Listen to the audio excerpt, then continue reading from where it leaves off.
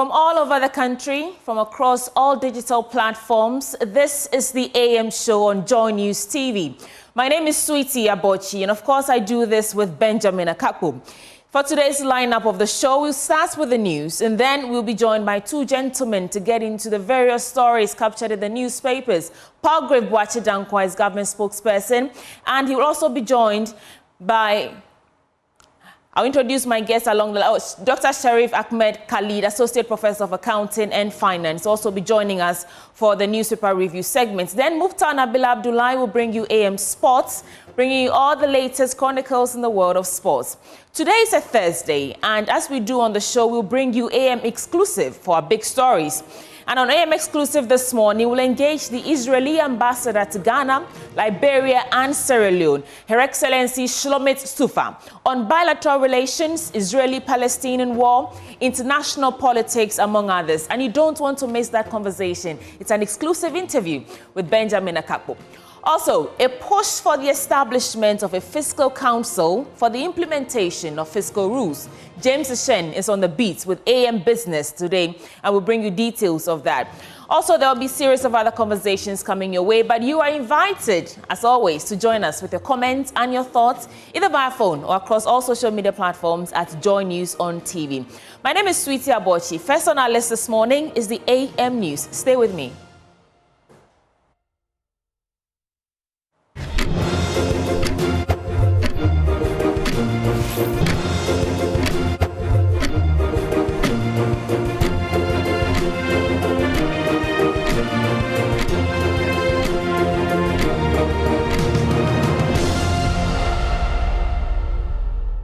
Welcome to the program. This is the AM News. In our first story, some patients with emergency cases at the Kolebu Teaching Hospital left stranded as a strike by the Medical Laboratory Professional Workers Union paralyzes healthcare delivery in public hospitals across the country.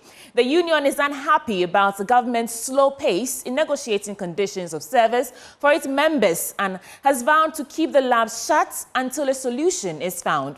Joy News' team of reporters have been monitoring the situation in the hospitals. We start from the capital, Accra, where members of our health desk have been touring the Kolebu Teaching Hospital, the Greater Accra Regional Hospital, and the University of Ghana Medical Center. Here's a report. Impact of the strike is so visible, even to the blind, as patients are unable to access laboratory services. The strike has had a particularly severe impact on Ghana's largest reference facility, the Kolebu Teaching Hospital, leaving many patients, including pregnant women, children with cancer, and those requiring urgent blood transfusions, stranded and without care. The maternity area of the hospital is crowded with expectant mothers, anxiously awaiting assistance. I'm here to take a lab, but I hear that the lab technicians or the central lab is closed. They are on strike. So I'm not able to do the lab. It's the doctor who asked me to do the lab. So I'm supposed to see a doctor. So as I'm sitting here and I'm thinking about how I have to wake up early in the morning and reach here before 6 o'clock and how to take care of my children as well. But if in case the lab is in a good condition like today, I'm supposed to take the scan. So I'm appealing to the authority, those that are in charge, to help them solve their issue so that we can also be happy. Because in my condition, all the way from La Paz, New Market to this place, I'm pregnant and I'm tired. The walking, sitting in the car, the movement here and there, it's very difficult to reach here. I'm here to see the doctor, and she gave me some labs for me to bring them to her. Okay. But when I get to the laboratory, it has been closed. Okay, so what did you come to see the doctor about? It's about my health. They said my sugar level was too high, so they gave me a lab test to run. And you are also pregnant? Yes, please. I have to go to maybe the private lab to do that. But for them, I'm very, very tired, so I'm having some rest. The children's unit, usually bustling with activity, is now deserted as children with cancer and sickle cell disease are turned away. The Central Laboratory, which functions as a crucial reference center for the entire Greater Accra region and beyond, is also non-operational. All right, so this is the results collection section of the Central Laboratory Services. So on normal day, where patients come for their results, this is where they come. So they drop their receipt here for the client service secretary to attend to them. So they browse the web and print the results for them. So ordinary day you come and the whole place is choked with patients coming for their result that they've come to run previous days. So because of the strike, you can see nobody is here because the strike started on Monday. So ordinary, the only result that will go out is maybe test that lingered on for like 4 days or 7 days. Because we've not been working from Monday, so you won't expect to see patients seated here for reports. The Public Health Reference Laboratory, responsible for investigating disease outbreaks of major national concern, has shut its doors, potentially delaying critical public health responses. The situation is equally dire at the Greater Accra Regional Hospital, where laboratories have closed, marked by red bands signaling the strike. Patients in need of lab investigations, including those with emergency cases, are being turned away, while some are forced to seek expensive services at private labs, which charge approximately 3 times the usual cost. Many with non-urgent conditions are postponing or abandoning their treatments altogether. At the University of Ghana Medical Center, the main laboratories have ceased operations, leaving only a small mini-lab functional. This mini-lab, primarily intended for patients already in recovery, is now inundated with new cases as stranded patients flock to it for assistance. Things are moving on smoothly because apparently I came in yesterday and then I heard of the strike yesterday when I came in. There were lots of people here, so I got scared. So I went home and then someone told me that UGMC is handling things for me, so I should come in today. So I came in and as expected, I'm being taken care of as smoothly as even if the labs were in. So, yeah. I was here around 6:30 exactly. I went to Cadro and then they sent me to the lab, the other one, and the main lab. They said they are on strike.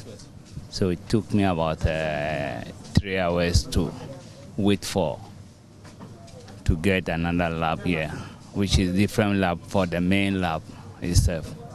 So I came and I'm waiting for the lab technician to come and attend to me. They are working all right. I think the main lab also, they are faster than... The increased demand is placing tremendous pressure on the limited resources available, straining the facility's ability to provide adequate care.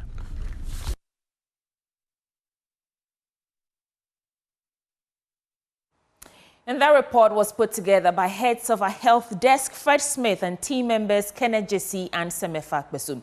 Now, we can now take you to Konfanochi Teaching Hospital for Clinton Yeboah's reports on the impact of the strike. The Medical Laboratory Professional Workers Union is on strike over lack of conditions of service. The industrial action is taking a toll on health service delivery. Offices offering laboratory services at the Manhyia Government Hospital in Kumasi have been closed with red banners and the inscription "Strike Notice." Patients and their relatives are visibly distressed as they are hardest hit by the strike. This 81-year-old lady, whose daughter is undergoing a post-delivery treatment, is stranded in accessing lab services.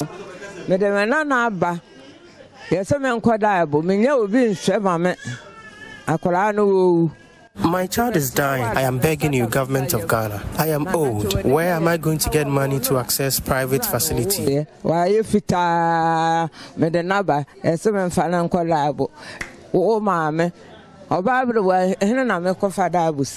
The situation is the same at the Konfanochi Teaching Hospital as OPD attendees are directed to private labs, but the patients complain of the high cost of accessing private lab services.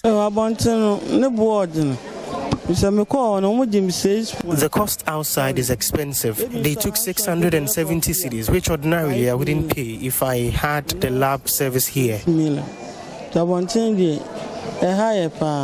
So a subsidiary effect of the strike action is that other offices have been closed and not working. For example, the disease control units, who await results from the laboratory to act on, have also been left idle. And it's the same situation when you go to the maternity unit as well. The Ministry of Health has appealed to the striking lab workers to call off their strike and return to the negotiation table. The Ashanti Regional Chairman of the Ghana Association of Medical Laboratory Scientists, Dr. Kofi Edu, told Joy News the role of laboratory scientists in hospitals has been undermined for a long time. It is not a wish that we get to at this point. I mean, all of us have sisters, brothers, family people and all that. So in times like this, sometimes I feel that what if my mom is ill? What if my sister is ill or something? But you see, we wouldn't have wished that things got here. But it's unfortunate that we need to make things happen. You see, the medical lab scientists have been ignored for a very long time. The medical lab scientists play a very pivotal role in the healthcare delivery system. But you see, things have gone too way back, and we feel that 2 years since we started doing this. Dr. Kofi Edu is, however, hopeful of a positive response to their plea to resume servicing patients. So, I mean, the minister and the Labour Commission should have intervened for us to, agreed on things and not get here. We wish that things are not going this way. We feel for the people that we render services to, but it's unfortunate. So we feel that we can still handle things as early as possible if the government intervene and then call us to the table. But these are petty allowances that we feel that we deserve, and so if the government take a critical look at it, I'm sure he should be able to agree to all the things that we've stated. Reporting for Joy News, my name is Clinton Yabua. To some legal affairs now, the Supreme Court has by a majority decision upheld an FDA directive that bars well-known personalities from endorsing alcoholic drinks in a lawsuit brought by CEO of Black Culture Music, Mark Darlington Osai, ending a highly publicized 19-month legal battle. Wednesday's ruling by the Supreme Court effectively means that well-known personalities or professionals are perpetually barred from appearing in advertisements that promote alcoholic drinks. Legal Affairs correspondent Latif Idrisu sat through the ruling and has come through with this report. In a majority 5-2 decision read by the Chief Justice, Justice Gertrude Tokonu here at the Supreme Court, she said that the directive by the Foods and Drugs Authority does not contravene Article 17.1 and 17.2 of the 1992 Constitution, as the plaintiff sought to put out when he petitioned the Apex Court.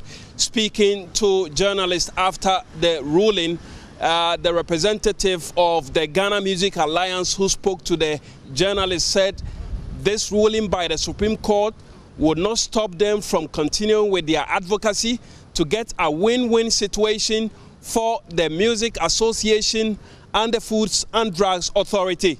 The outcome was not to win or lose. The outcome was to have a better interpretation of what we can do and what we cannot do. And in this case, we still don't know what we cannot do or what we can do. So we'll definitely still go to FD and talk it out and see if we can have a better structure of what should be done or what can be done, what cannot be done. Personally, if there was a commercial advertising or advocating for kids to drink, that would not be good, or seeing it in a certain way. But if we can have any other means where we can safely work with the brands without really getting to the kids, that's also fine. So we can definitely sit down with the FDA and see how that can be done.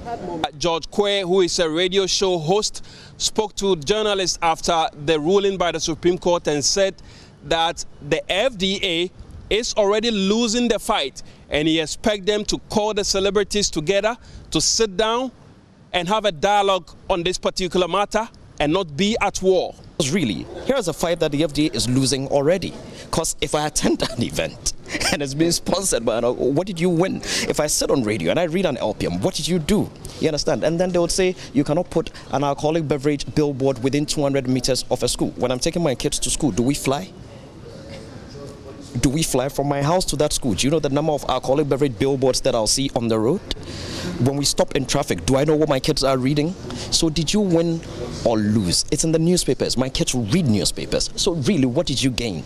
I think the FDA really need to, I think they're in some kind of a box. It would be good if they came out and let us sit, let us judge, and let us find a common ground. Because at the end of the day, they aren't the only ones who have kids. We have kids too, and we'd like to protect those kids as well. On his part, Labaran Musa, who is the director of Program Vision for Alternative Development, said since the FDA's directive became enforced, the extent of exposure to alcoholic beverages has significantly reduced and public health is already winning. Public health have won over, over interests of some few individuals and who are just, trying to amass wealth for themselves and not for the interests of the young people who are looking up to them for, for their interests. But when FDA have come with this law, we should applaud the FDA and then back them to do more to support public health. Joseph Benny, who is Director of Legal and Corporate Affairs at the Foods and Drugs Authority, speaking with journalists, welcomed the ruling by the Supreme Court and said the authority will begin to take steps to plug all the loopholes that celebrities could maneuver to get away with endorsing alcoholic beverages. If it's within the space of Ghana, DSTV is operating in Ghana. Yes, but we are dealing with it. It's not all. Once in a while, one of it filters through, but we are dealing with that, and very soon we'll have a clarity on that. With this very decision backing us, we'll very soon have a bit of clarity on that, because some DSTV they will claim that it is not coming from Ghana, but we know when we watch the World Cup, they never advertise. To what limit? So that is what will happen in Ghana as well. No matter where you are operating from, once you are airing within the space of Ghana, you cannot advertise alcohol using a celebrity or a well-known personality. So we'll tackle one at a time. So if we know that this is one source, we'll deal with it. If we get to know the other sources, we'll handle them as well. The Chief Justice, Justice Gertrude Tokonu, only read the abridged version of the ruling and said that the full version of the ruling will be available come Friday, June 21, 2024. From the Supreme Court, Latif Idris reporting for Joy News.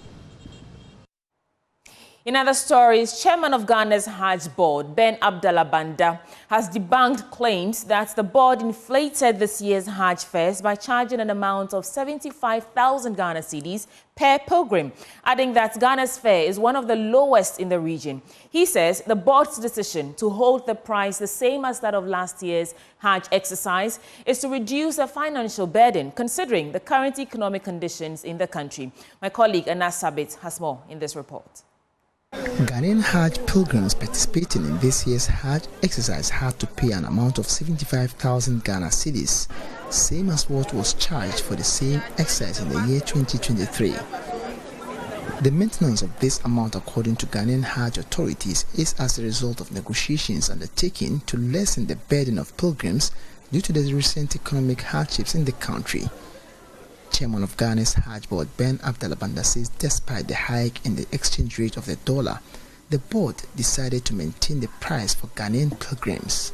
You know, last year when we did the increase, there was crying and wailing.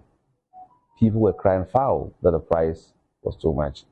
We increased it based on the prevailing circumstances then in the Kingdom of Saudi Arabia, because things had increased, and we could not but also increase the Hajj fare. So we didn't want the situation where they had increased, we will not increase, and at the end of the day, we'll be leaving a huge legacy dead behind. That is not good enough. So one, the consideration is that we wanted our pilgrims to have as much comfort as possible. We wanted to lessen their burden. We also had good negotiations with our service providers, and they understood that they were going to maintain the prices that they charged us last year, though certain things have increased, because what pertained last year could not have pertained this year, could not have pertained this year. Mr. Ben Abdallah, who doubles as the coordinator for the Zongo Development Fund, says despite the fact that neighboring countries including Nigeria increased their Hajj fares, government decided to take into consideration the economic difficulties to help ease the hardships of Ghanaian pilgrims. We've been talking to some of the chairpersons within our neighboring countries. Almost every country that you speak to will tell you that they've increased the price. Nigeria has almost double the price that they charged last year. Senegal has also increased. And some Niger, they've also increased. And some other West African countries, they've all increased. He says Hajj activities continue to remain key to the NPP government, hence steps are instituted to facilitate the smooth running of the exercise, and as such, Hajj-related challenges has reduced drastically under this administration. For NPP government, we take every single year that they perform Hajj very seriously, because if you fail, the political implication is dire, the financial and the economic implication on the pilgrims will also be dire. You know, at first, people will troop to the Ghana Hajj village, and then some will be wailing and crying, not even knowing when they will be flown to the Kingdom of Saudi Arabia. But I think that this time around, that worrying phenomenon has reduced considerably. Ben Abdallah further charged the general public to disregard claims made by some members of the opposition who are only interested in scoring cheap political points. Anas Sabit, Joy News, Accra.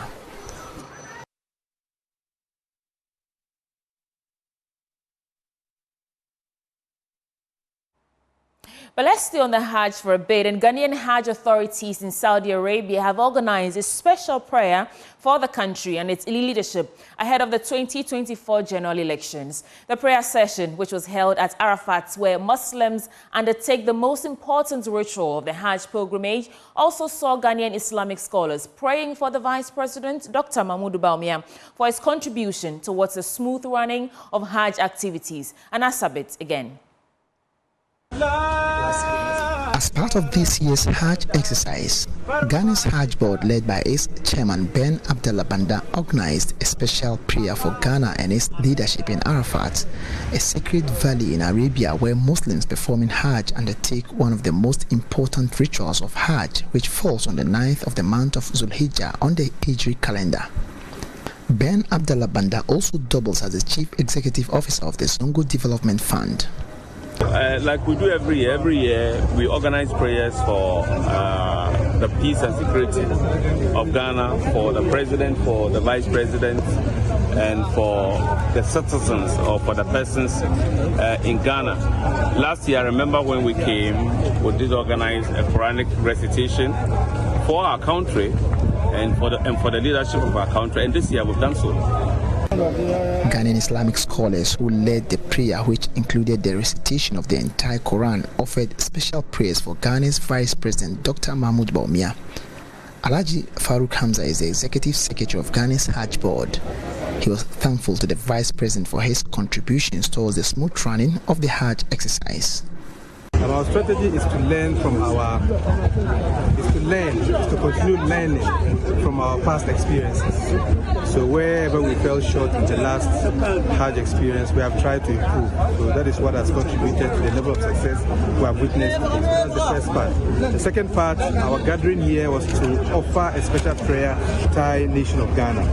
A special prayer was made for His Excellency the Vice President for the immense contribution he has played to make Hajj a smooth experience for the pilgrims of Ghana. And we also prayed for Almighty Allah to grant him his wishes and to make the people of Ghana elect him as the next president of Ghana, inshallah. Ghana's ambassador to Saudi Arabia, Alhaji Habib Tijani, on his part admonishes Ghanaian electorates to vote for the Vice President Dr. Mahmoud Bawumia, adding that Muslims are equally capable of leading the country and it is time to give Dr. Bawumia the opportunity to lead. although the recitation of the Quran is for Ghana and everybody in Ghana and for peaceful election in Ghana, we think that we should also pray for the Vice President to get the opportunity of leading Ghana to prove to Ghanaians that Muslims are also capable of doing better things in Ghana. The Muslims have done so well from the beginning of elections. They have done so well. But we think that Ghanaians should offer a Muslim the opportunity to also become a president. And that is what we are all praying for. The team also offered special praise to the Almighty Allah and called for the smooth running of this year's presidential and parliamentary elections, which will be held on the 7th of December this year. Anna Sabit, Joy News.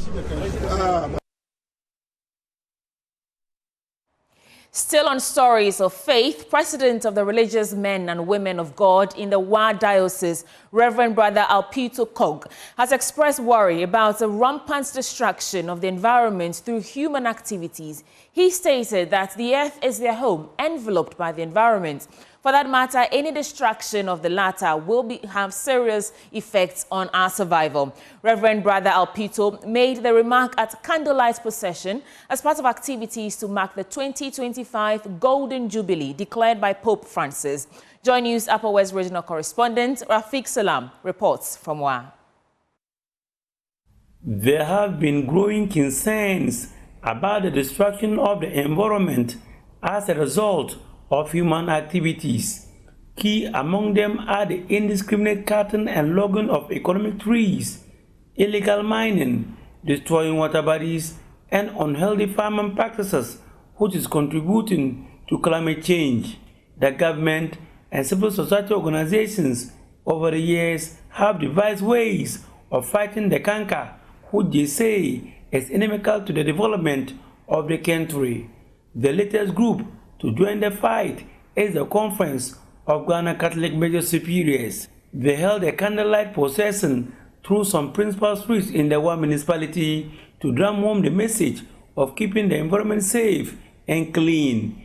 Reverend Brother Damon Eko of Brothers of Christian Schools threw further light on the program. Other programs that we'll be holding today is to give ourselves task as we live here what we are going to do as aspect of our communities. But before then, we will have mass, which will conclude the event we have started. After the mass, then we'll have a kind of get-together to brainstorm again, to look at what is ahead of us.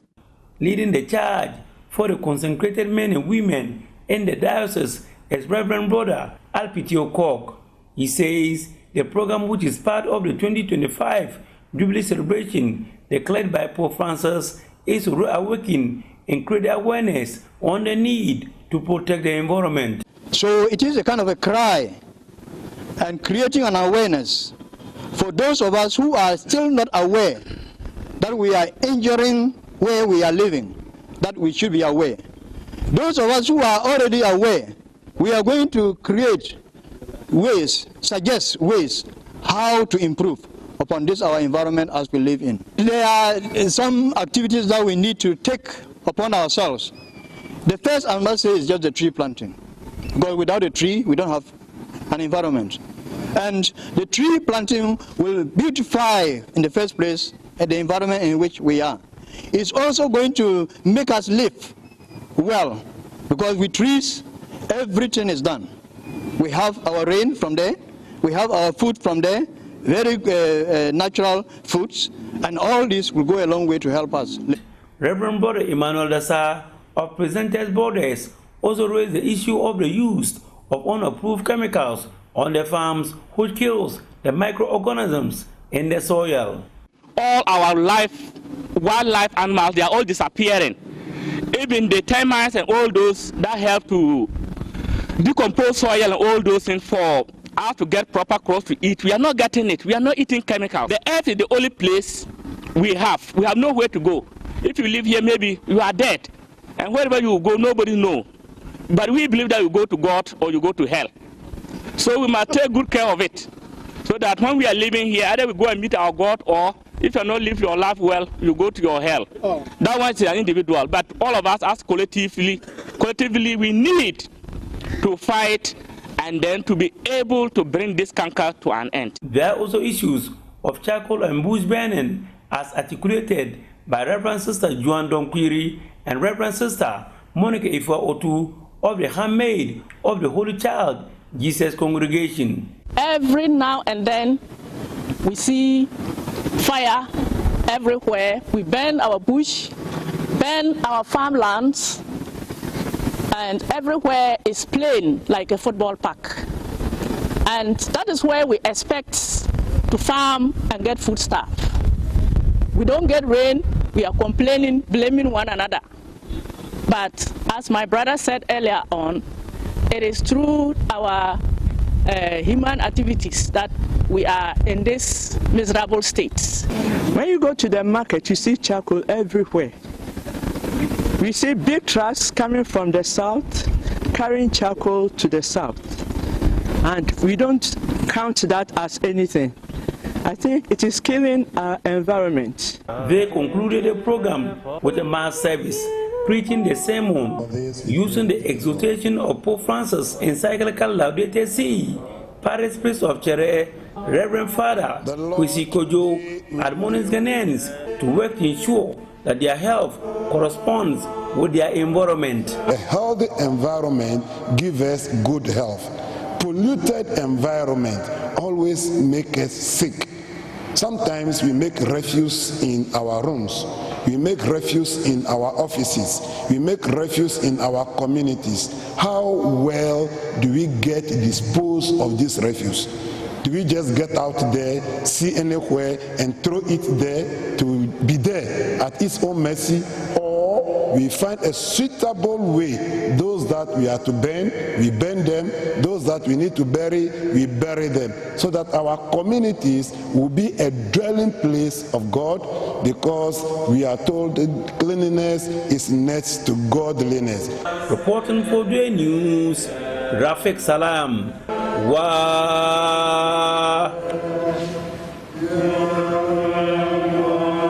Coming up next is Business Updates with Benjamin Akaku.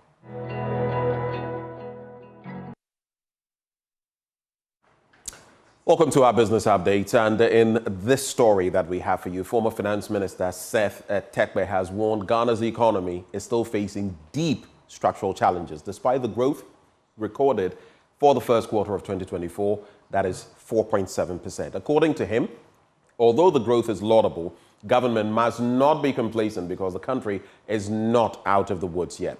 Now, speaking on Upfront on the Joy News channel, Mr. Tekpe urged the government to ensure it sustained the current economic momentum. In terms of the suspension of debt, which may have made more budget resources available, which would come, to us from about 2017, sometimes as early as 2018, certainly through 2027. The program will then be still continuing. We do also have, a situation with respect to inflation going down the road towards the end of the year, the dry season, the toughest part. This is the best time for inflation, to the extent that the rains have been good, harvests will be good. It happened last year. In essence, what I'm saying is that the economy is in deep structural challenges, and therefore we should be cautious in not being complacent with the developments that are happening now. We may be misreading, of course now there's better surveillance, what is going on, as in 2017, 2018, bailout and other conditions. This time it's reliefs that are bringing in these results, only to wake up, or to have woken up back then in 2019 for all the figures, to be revised. So I would say that these are good numbers for the sake of the economy, because things are really tough, for Ghanaians, and I would hope that we will sustain, the momentum to get better use of the fund and World Bank and other resources than we have done, in the past. For example, with the magnificent injection of almost $6 billion into the economy without, which rather took us into a tailspin, in addition to which included the deficit financing, which I was talking about. Former Finance Minister Seth Terkper there, bringing us to the end of our business updates. Handing over back to you, Sweetie Abochi. Yes, Benjamin, on that note, we're wrapping for the AM News. Coming up next is the newspaper review segment. You don't want to miss that. Stay with us.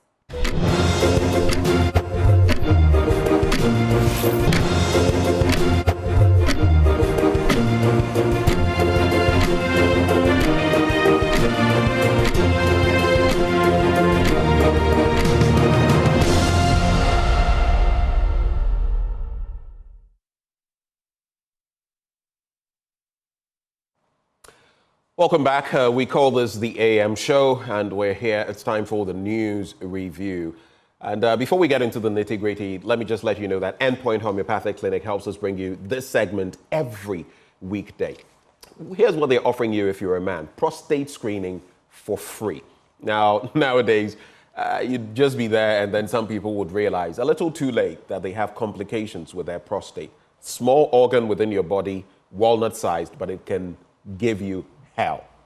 Fertility issues. If you're a woman, they're offering you checks screening for free. Nowadays, so many things are happening. Women coming up with so many complications. You don't want to wait till something hits you. And that is why I'm directing you to Endpoint Homeopathic Clinic, because they'll test you out, and then at least you will know what your status is.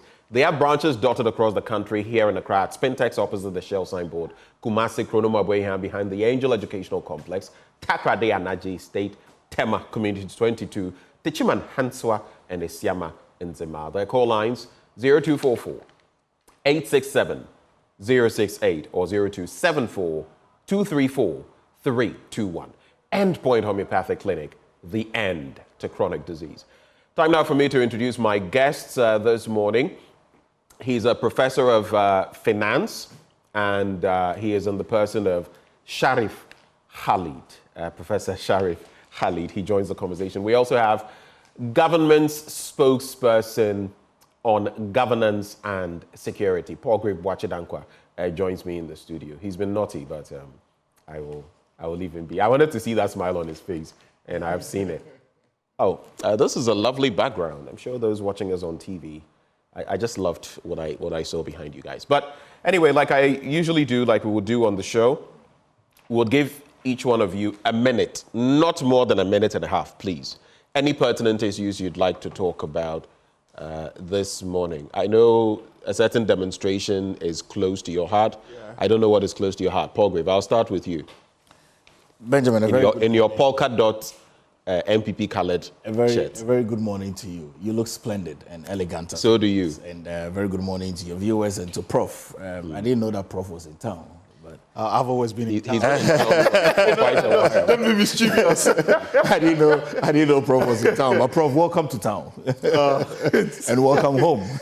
I've always been home. And I think for me this morning is really about Ghana's desire to make the necessary impact and Ghana's desire to reflect on perspectives of life and to ensure that there is equity for everyone. I'm concerned about the nationwide strike from the lab technicians and laboratory assistants because it's causing a lot of chaos and unrest for people who need their services. I hope and pray that the Minister for Health and the requisite authorities are able to attend to their needs and meet up with them in terms of labor unions and all of that. But I think that for me, it's a reflection of life, it's a reflection of impact, it's a reflection of legacy and really ensuring that the right things are done to leave the world in a better place than we left it. Thank you for those succinct thoughts. Prof? Well, as you know, I was on the picket lines a few days ago, and that's still very much. I just hope that the media would run this for the rest of the week because that's very important. We are talking about the blood, sweat, and tears of pensioners. We live in a country where pension poverty is endemic. And by it being endemic, you have people working 20, 30 years of their lives as civil servants, teachers, nurses, doctors, and what have you, only taking their lump sums that may not be in a position to enable them to even roof the very houses they've been trying to build in their entire career. So if you have such happening within the pension space, and it's still interesting that you have such an interesting deal, a sweetheart deal that's been passed on to a sitting cabinet minister, then I think that every Ghanaian from every nook and cranny of the country ought to stand up against this. And that's what that's the first time we've ever demonstrated, to be fair. And I thought that, yes, it was really worth it.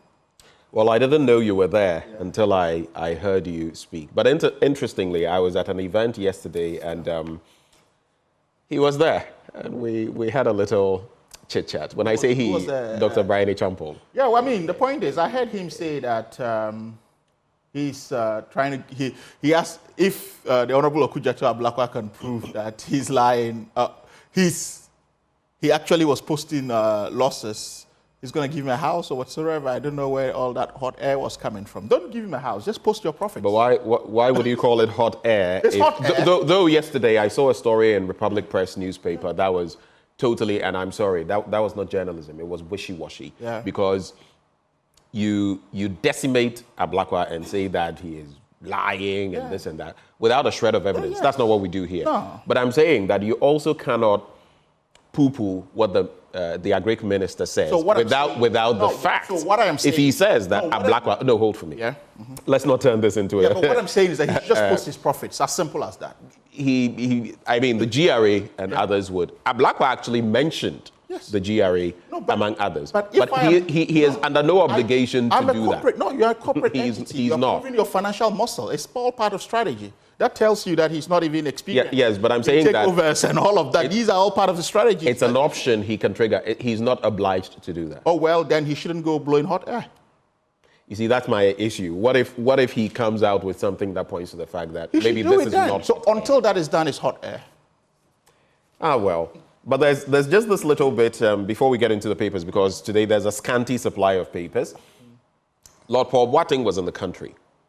Did you follow him? Well, I knew he was. The UPSA speech and all of that. Yeah, he was. It struck a nerve. It touched a chord with me on some of the issues. But one of those things, I mean, yesterday we spoke about some of them. One of them is this bit about this Ghanaian who recently acquired Dutch citizenship, saying that a Dutch passport is worth more than a Ghanaian PhD. I think that is... I have to choose my words carefully. Yeah. I don't know what his level of education is, but it's like comparing apples and oranges. If you go for a PhD, people don't go for PhDs necessarily because they want to be rich. So that issue is moot. It is dead ab initio. But the fact that it is being used, so to speak, to denigrate, he talks about at some point, oh, I'm here, and because I'm Dutch, a Dutch citizen, I can do this. It points to the failure in leadership. And Lord Paul Boateng said this, it is something terrible, I'm quoting him here, when a statement on the internet that a Dutch passport is worth more than a Ghanaian PhD goes viral. We cannot allow it to be so, and leadership must be at the heart of our response. He does emphasize the link between education and national progress, pointing to Ghana's founding fathers who recognized higher education's role in development. But I ask today, even speaking about education, what is the quality of education? I go to a lot of our tertiary institutions, and sometimes I wonder what exactly has changed. This is not the bit about nostalgia and all of that. A lot of the people we're pushing out, it's like a fan belt rolling out. A lot of them will not get work anywhere else in the world. And it's no surprise they are not getting work even in Ghana. I'm saying it for a reason. The quality. And we sitting here, we know it. I don't know. But if you have any quick reflections on that, if not, we can get into the the papers. Well, I mean, Benjamin, it's quite interesting. You teach, right? Yeah, I do. That's why I'm coming the to quality of the material coming to you. And I know someone will be thinking free SHS, good thing implemented badly. I mean, once I was coming in here with this, I think that we all having several interpretations to what the chap was trying to say. I think it was more of an economic argument. It's a more of security argument than any other thing. Exactly. Other than comparing a PhD to a Dutch passport. Because, look, they are Dutch citizens, they are Americans, they are UK citizens or nationals who are living in their own country but don't even have British passports. They've never traveled out of their countries. Yeah. I'm not saying they don't qualify for it, but they don't hold passports. But they are nationals by law. So what it tells you is that when you have the bare minimum, which is a good standard, right, there is no need to even acquire a second passport. Right. So it is sort of our economic situation and the current issues that are happening as far as the economy is concerned. Because back in the day, as I always say, we had a certain level in the early, late 90s and 2000s. We had a surge in middle class in this country. If the taps were not running, they got poly tanks. Right. If the roads were bad, they got 4WDs. Yeah. Right.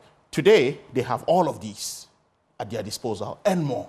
Yeah. Right? They are middle-level managers. They are head of divisions in corporate Ghana, yet would leave this country at any opportunity. Exactly. So it tells you... You're middle class. Yes, you're middle class. And the other day... our middle class. A week ago, exactly a week ago, I was stunned. Just to corroborate what you're saying, I went and, saw someone at the airport.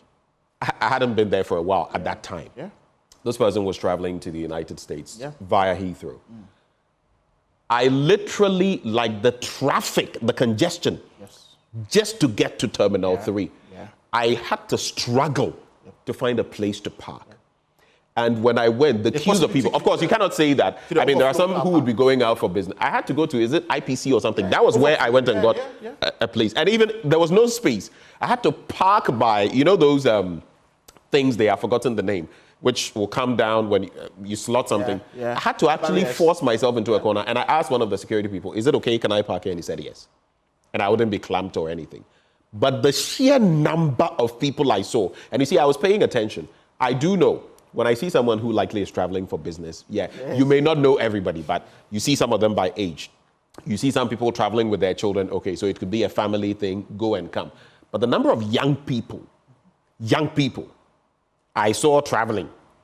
I was wondering, so all of these people, are they going to come? And I said, they are going to.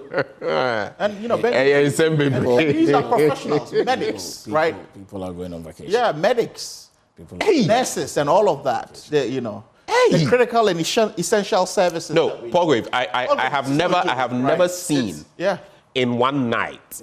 I mean, and that explains the traffic. The traffic was crazy. And I was like, does this happen every day? It's every day. It's daily. I'm a frequent flyer. It's daily. No, you see. But you can send your camera. No, Benjamin, I can challenge you to send your camera crew to the airport on a Monday to Sunday. Stunned. On a Monday to Sunday. Let me bring That's what happens on a daily basis. Well, and I'll tell you, like, people come to me. People walk up to my office and say, look, I want to travel out, but I need your advice because you live there, blah, blah, blah, blah. I tell you, look, what do you do? Then you tell me, maybe I'm head of division at an insurance company, at a bank, or whatsoever. And I go like, you're doing very well. Why do you want to go away? I know doctors, nurses, and I'm stunned because you would think and what they accountants. Tell me, what they tell me is that they want the best for their kids, right? They want the bare minimum, right, of economic development and all of that. Do we have that? If we had it, no one would do that, and no one would even compare a Dutch passport. You see, we are living in an age of internationalization, and by internationalization, I mean the world has been globalized, right? Where you have the ins and outs of it. So passports, right, are seen more as facilitators, right, for some people. But now people see it like some people a source of pride. Yes, and look at how he's beaming with. He says he cleans toilets, what have you, but he gets the barest minimum. Right? And if he finds that if you see here, that is not dignifying. Let's face it. And if we would denigrate such people, but if he finds value in that versus being here, and it tells you something about, then it also waters down what we have. Don't even get it wrong. Some people also even get PhDs because they want to get foreign passports, not because they want PhDs. right? Just to buy the time, tick the boxes. Some people get PhDs because they want to tick certain boxes. Tick certain boxes and stay within a certain frame of time within a country to acquire a passport. So they'll do several master's degrees, end up with a PhD just to stay long enough to acquire a passport. Anyway, so Paul let's as far as I do you have anything to say? You've been unnaturally quiet this morning. No, you see, Benjamin, when people travel, curiously quiet. No, when people travel, people travel for a number of reasons. Oh, but we mentioned here. No. We said that it wasn't. It's not one reason. Allow me to build my point. I mean, people travel for a number of reasons. When there's traffic at the airport, it means only one simple thing. It means the economy is good. It means one thing. People are able to purchase airfares. Yesterday, I was with this person who sells clothes, and he was telling me about this other person. People purchase airfares. This other person who had managed to. Do you know everything the person is doing? Yeah. I would be surprised because the amount of money, so to speak, that this person is presenting. You have to present a bank statement, right? Yeah. The amount of money this person is presenting in terms of his business and his personal accounts, and this person is just trying to get to a certain country. Yeah. Okay, you ask yourself, okay, so if it turned out to be true, why would this person be so eager to get to? And it appears to be somewhat kosher. Benjamin, I was surprised. So the whole bit about people, do you know what people are willing to do? There are people doing care I know people and selling. servicing loans I know people in Ghana. So flying out does not mean the economy is good. I know people get selling off property. Credit just to leave the country. I know people selling off property. Go to the travel and tour agencies and tickets, vendors. Palgrave. I know people selling land, selling their land. Yeah. Just to be able to facilitate some of these travels to Canada. Yeah, so it's not. So this bit about. No, it's fine. It means people have money there. Men power. Don't go there. Don't go there. But allow me, you guys. But that's a very nice Baumia flyer. No, you're campaigning everywhere. You see. I have to. But he has to. It's the season of election. He must justify his. No, but let the economy and your achievements speak. Of course, absolutely. The economy is speaking for us. It's growing at a rate. You know that already. And so if I carry the vision statement of my flag bearer, it shouldn't cause mayhem anywhere. It's not causing mayhem. I'm just drawing your attention to. I believe in the leadership of Alhaji Dr. Mahmoud Bawumia. I believe in his bold solutions. And I've stated that everywhere. And I will not shy away from it. But before we even come to that, you're talking about people traveling. You're talking about congestions at the airports. I meet a number of people who are relocating out of this country for their own personal reasons. I think that people's lives are in their hands and people want to seek better opportunities, people want to travel. I don't think that we should hold that against them. But I agree, there are basic things that we must be able to ensure that everybody has that. I'm concerned about that because I'm also a citizen of this country and I don't have any dual citizenship anywhere, unlike other people do have. Can you prove that? Why No, I said unlike other people do have. No, you have some evidence. Unlike other people do have. Right. Other people could be other people. But why is it that when you were saying other people, you said but then he just said that. No, do you have any shred of evidence? No, I don't. But then he said that people come to his office. So why are you trying? He said that people come to his No, but I live there. I live there. Okay, it's fine. Oh yeah. So that's what I said. I mean, there's nothing wrong. All right. That's not. I don't have a dual. Make your point. Make your point. Does Bawumia have dual nationality? Did they not live there? None of the opposition was living out there. So what are you talking about? Of course. No, I mean, I've not ruled out the fact. Yeah, okay. No all right. It's not a problem to live outside the country and want to have an influence in Ghana. It's not a problem. All I'm trying to say is that the basic things must be the basic. But your godfather has it, doesn't he? The basic things are the basic things that. Let's leave the godfather out. I beg you. I mean, I don't even know where. I don't even know. I only ask a simple question. I don't know. I didn't know that Prof will move from economy to politics. You moved me. No, but really, I think the basic needs are key. When I travel and I meet young people, I engage with them. In my recent travel about 2 weeks ago, I met a young person who is 30 years old, and I engaged him. And I asked him where he was going to. And he told me this country of destination. And I asked him what he was going to do. And clearly he was going to look for work to do. So I'm concerned about that. But we must have a broader conversation around it. But what I'm saying is that when you see people travel in and out of your country, it means that the economy is good. That you can't rule that out. There are people who travel for business. There are people who travel for vacation. There are people who are relocating, like government has put together a scheme to ensure that health professionals are interrelating in other countries. And all of those things are going on. But it doesn't mean that it's all a blanket statement of people just wanting to relocate. I can understand the exodus, but the realities are that there are issues that are being dealt with in this country. And if you live in this country and you live longer enough, I think that you'll be okay. If you cut your coat according to your size. If you live longer enough, I know people longer enough to be a hold for me. Hold for me. You'll be comfortable. I know people with their earnings and everything. If they continued on this trajectory, living in Ghana, even for 100 years, they would probably not make anything. You look at salaries averagely, you look at pensions, what you will get.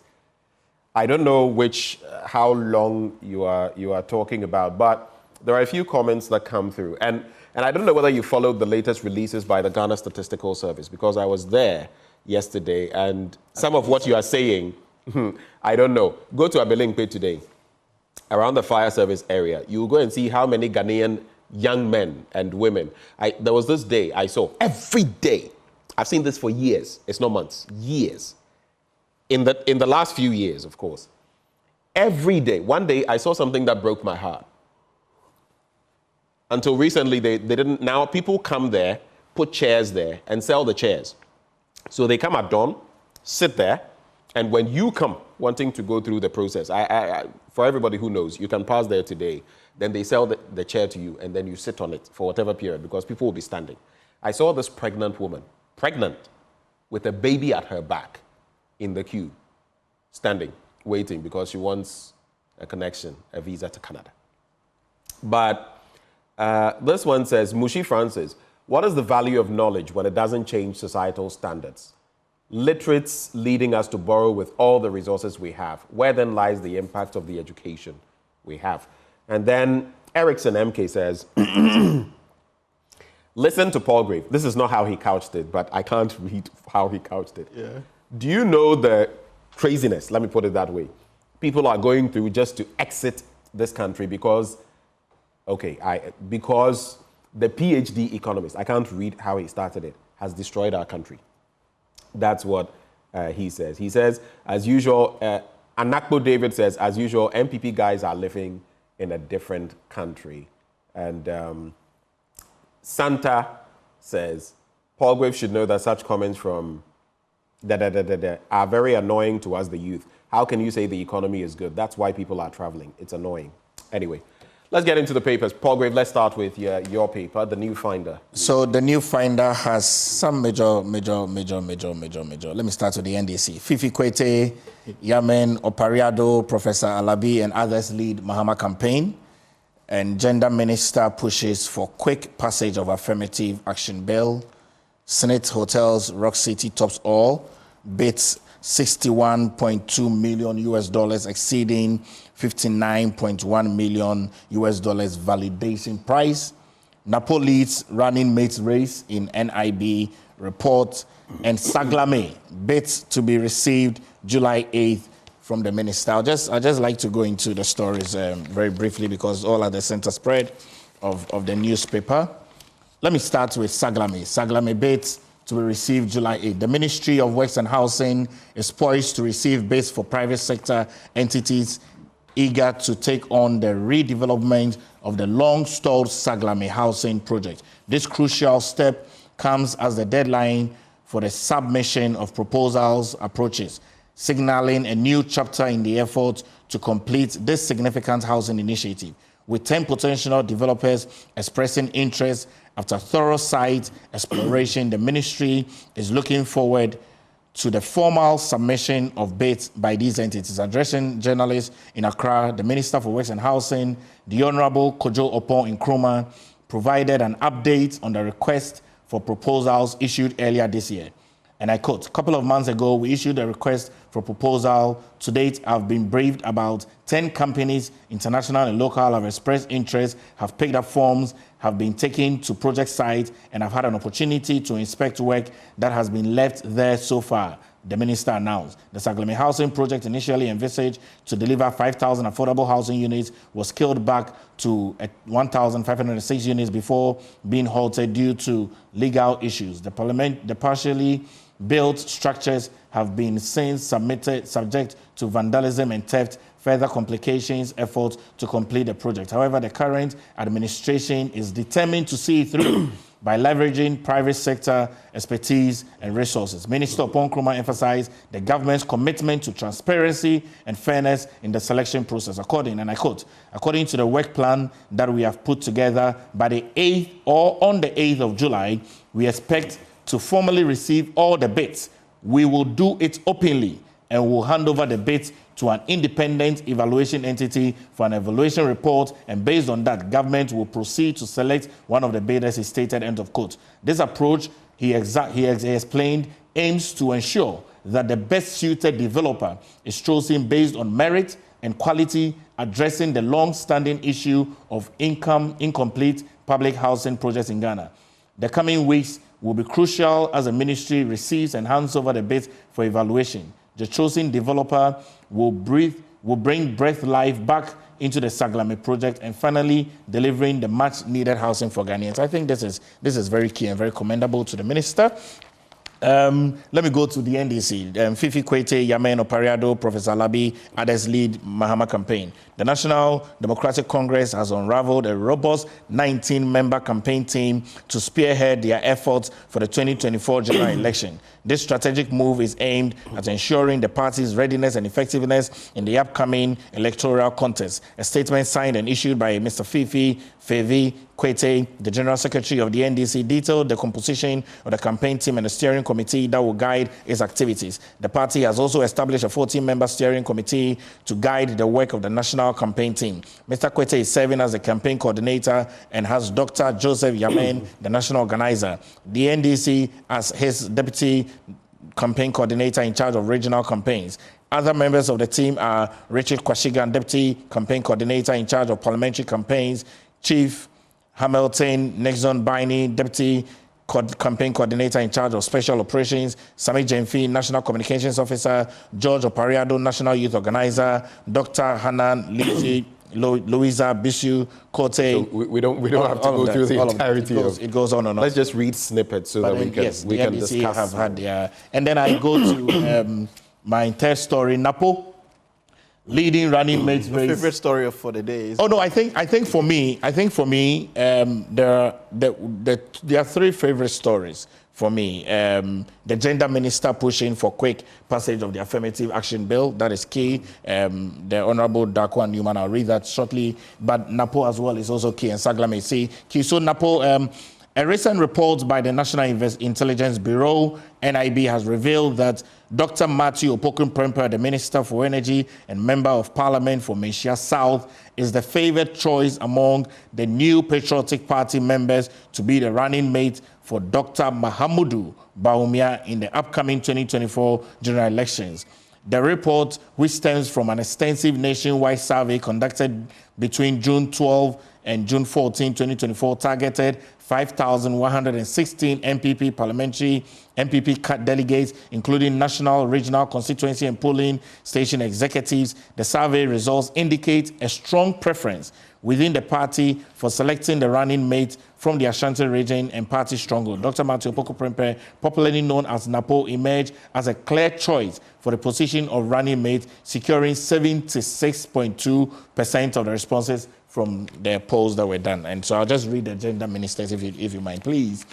Gender minister pushes for quick passage of affirmative action bill. The gender minister for Children and Social Protection, Danquah Newman, has made a heartfelt appeal for the swift passage of the affirmative action bill. Speaking in Parliament yesterday, Madam Newman underscored the urgency of enacting the bill, which aims to ensure greater representation and participation of women in decision-making process across various sectors. She emphasized that the bill is crucial for advancing gender equity and empowering women in Ghana. In her address, the minister highlighted the significant gender disparities that still exist in the country, particularly in political and corporate leadership. She pointed out that despite women's contribution to national development, their presence in leadership roles remain disproportionate, and on and on and on. But these are some good stories from the new finder. It's quite interesting why the NIB is conducting a poll on the...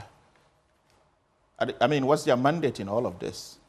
Well, it's really interesting because I think Benjamin, I'm wondering why the NIB, the National Investigation Bureau, is actually conducting survey for a flag bearer choice of a sitting political party, and for that matter, a ruling government. It's quite, and would be newspaper headlines. No, Prof, I'll tell you something. That's on quite strange. No, on the large scale of intelligence, Yes. you pick up every single thing that is happening on the large scale. But not a primary. No, hold on. On the selection of a running hold on. On a large scale. Did they do that for the NDC?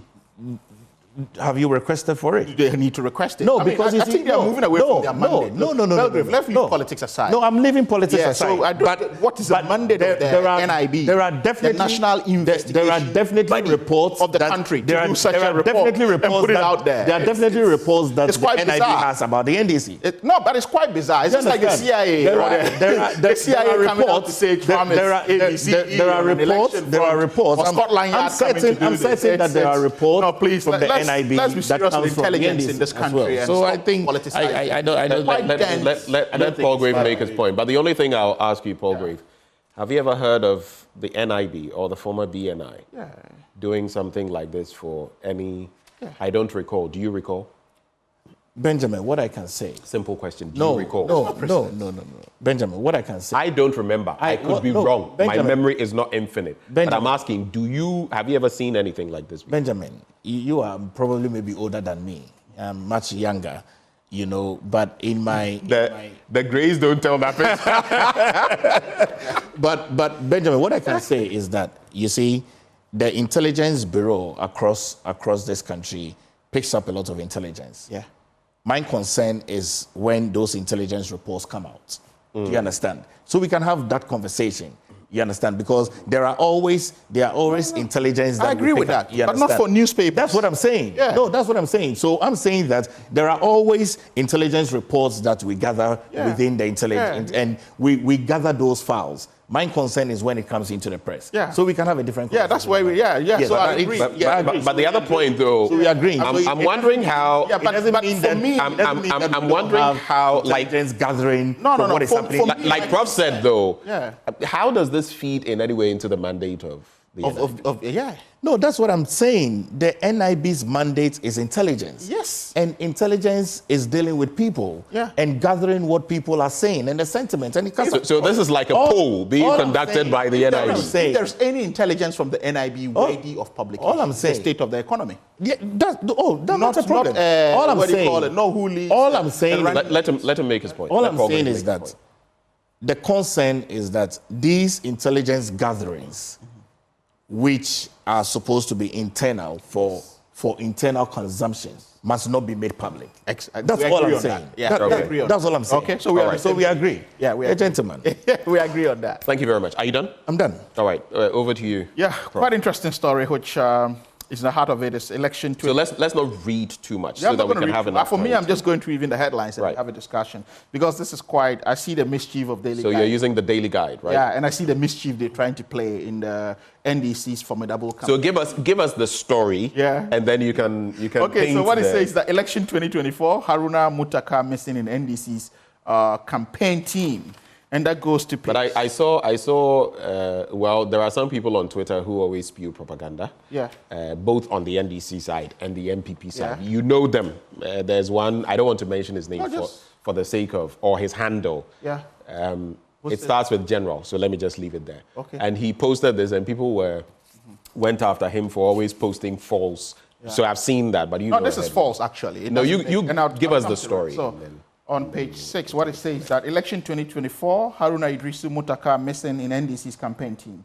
He said ahead of the 2024 presidential and parliamentary elections, the National Democratic Congress has unveiled its national campaign team with some critical members of the party being left out. This follows a functional executive committee meeting that finalized the team on Tuesday, June 18, 2024. Former minority leader Haruna Idrisu and former minority chief whip Mohamed Mutaka were visibly missing from the list announced by the NDC General Secretary Fifi Kote. Elliott the Dew were removed from their leadership positions in Parliament, which set tongues wagging in the party. Sources indicate that the two were initially penciled to be part of the campaign team, but were dropped at the last minute over allegations of some association or some associates of John Dramani Mahama, the party's flag bearer. The source said that the Member of Parliament for Tamale South constituency, Haruna Idrisi, was to be in charge of John Mahama's campaign in the northern sector, but was dropped at the last minute. Interestingly, the current minority leader, Dr. Opoku, who replaced Haruna Idrisi, has been given a special place in the campaign steering committee that will supervise all the subcommittees of the team. Mr. Idrisu was removed because he refused to support the current national chairman of the National Democratic Congress. Okay, I think that's enough. But this is like very frivolous, and it doesn't really add any credibility to the story. Why do I say this? Let's look at this. Look at if you have the list of the campaign team, you could flag that up, Benjamin. How many parliamentarians do we have in the NDC's current architecture of a campaign team, bar the minority leader in the person of Opoku? None. You get where I'm coming from? So what it means is that there's a deliberate attempt by the party as part of a strategic measure not to flood it with MPs, because MPs would have a lot of role to play in their constituencies in trying to win votes. Right. You remember under Professor Mills, when the Honorable Ayariga played a significant role in the Mills campaign. It cost him his Boku Central seat, and he later had to go for it. So we learn from these things. So for the mischief, I don't even know where it's coming from. If Muntaka was to be on the team, let's say by virtue of that fact, the fact that he was chief whip, right? He was meant to be on the team. Is the current chief whip on the team? No. So where's the credibility here? Right. Right. So I don't know where they are going with all of this, but you'd see that I think they are really surprised that the party was able to manage all of this, come out with a formidable team, and put in the campaign generally in the hands of the party, right? Because when they see that the party is anchored very well and sits, and the heart of the campaign sits within the party's function, then people are starting to run scared. And that's what is, sort of generating the story. Because other than that, I don't see what credibility this has. If you say that a former minority leader was replaced with a current minority leader, what sense does it make? The person is there by virtue of the fact that he or she is minority leader. So where's the replacement here? Right. So I don't know. I mean, whatever the case, I think they did a very poor job. That's a party matter, and I always say they did a very poor job in putting this. Paul Grave just sent because they know these are. Hold on. We're dwelling too long. No, let me. There are other things, Prof. We have to. What I want to say is that Haruna Idrisu and Muntaka are formidable personas in the party. We need them to win election 2024, but their absence in a campaign team does not mean that they won't function effectively. Point made. Right.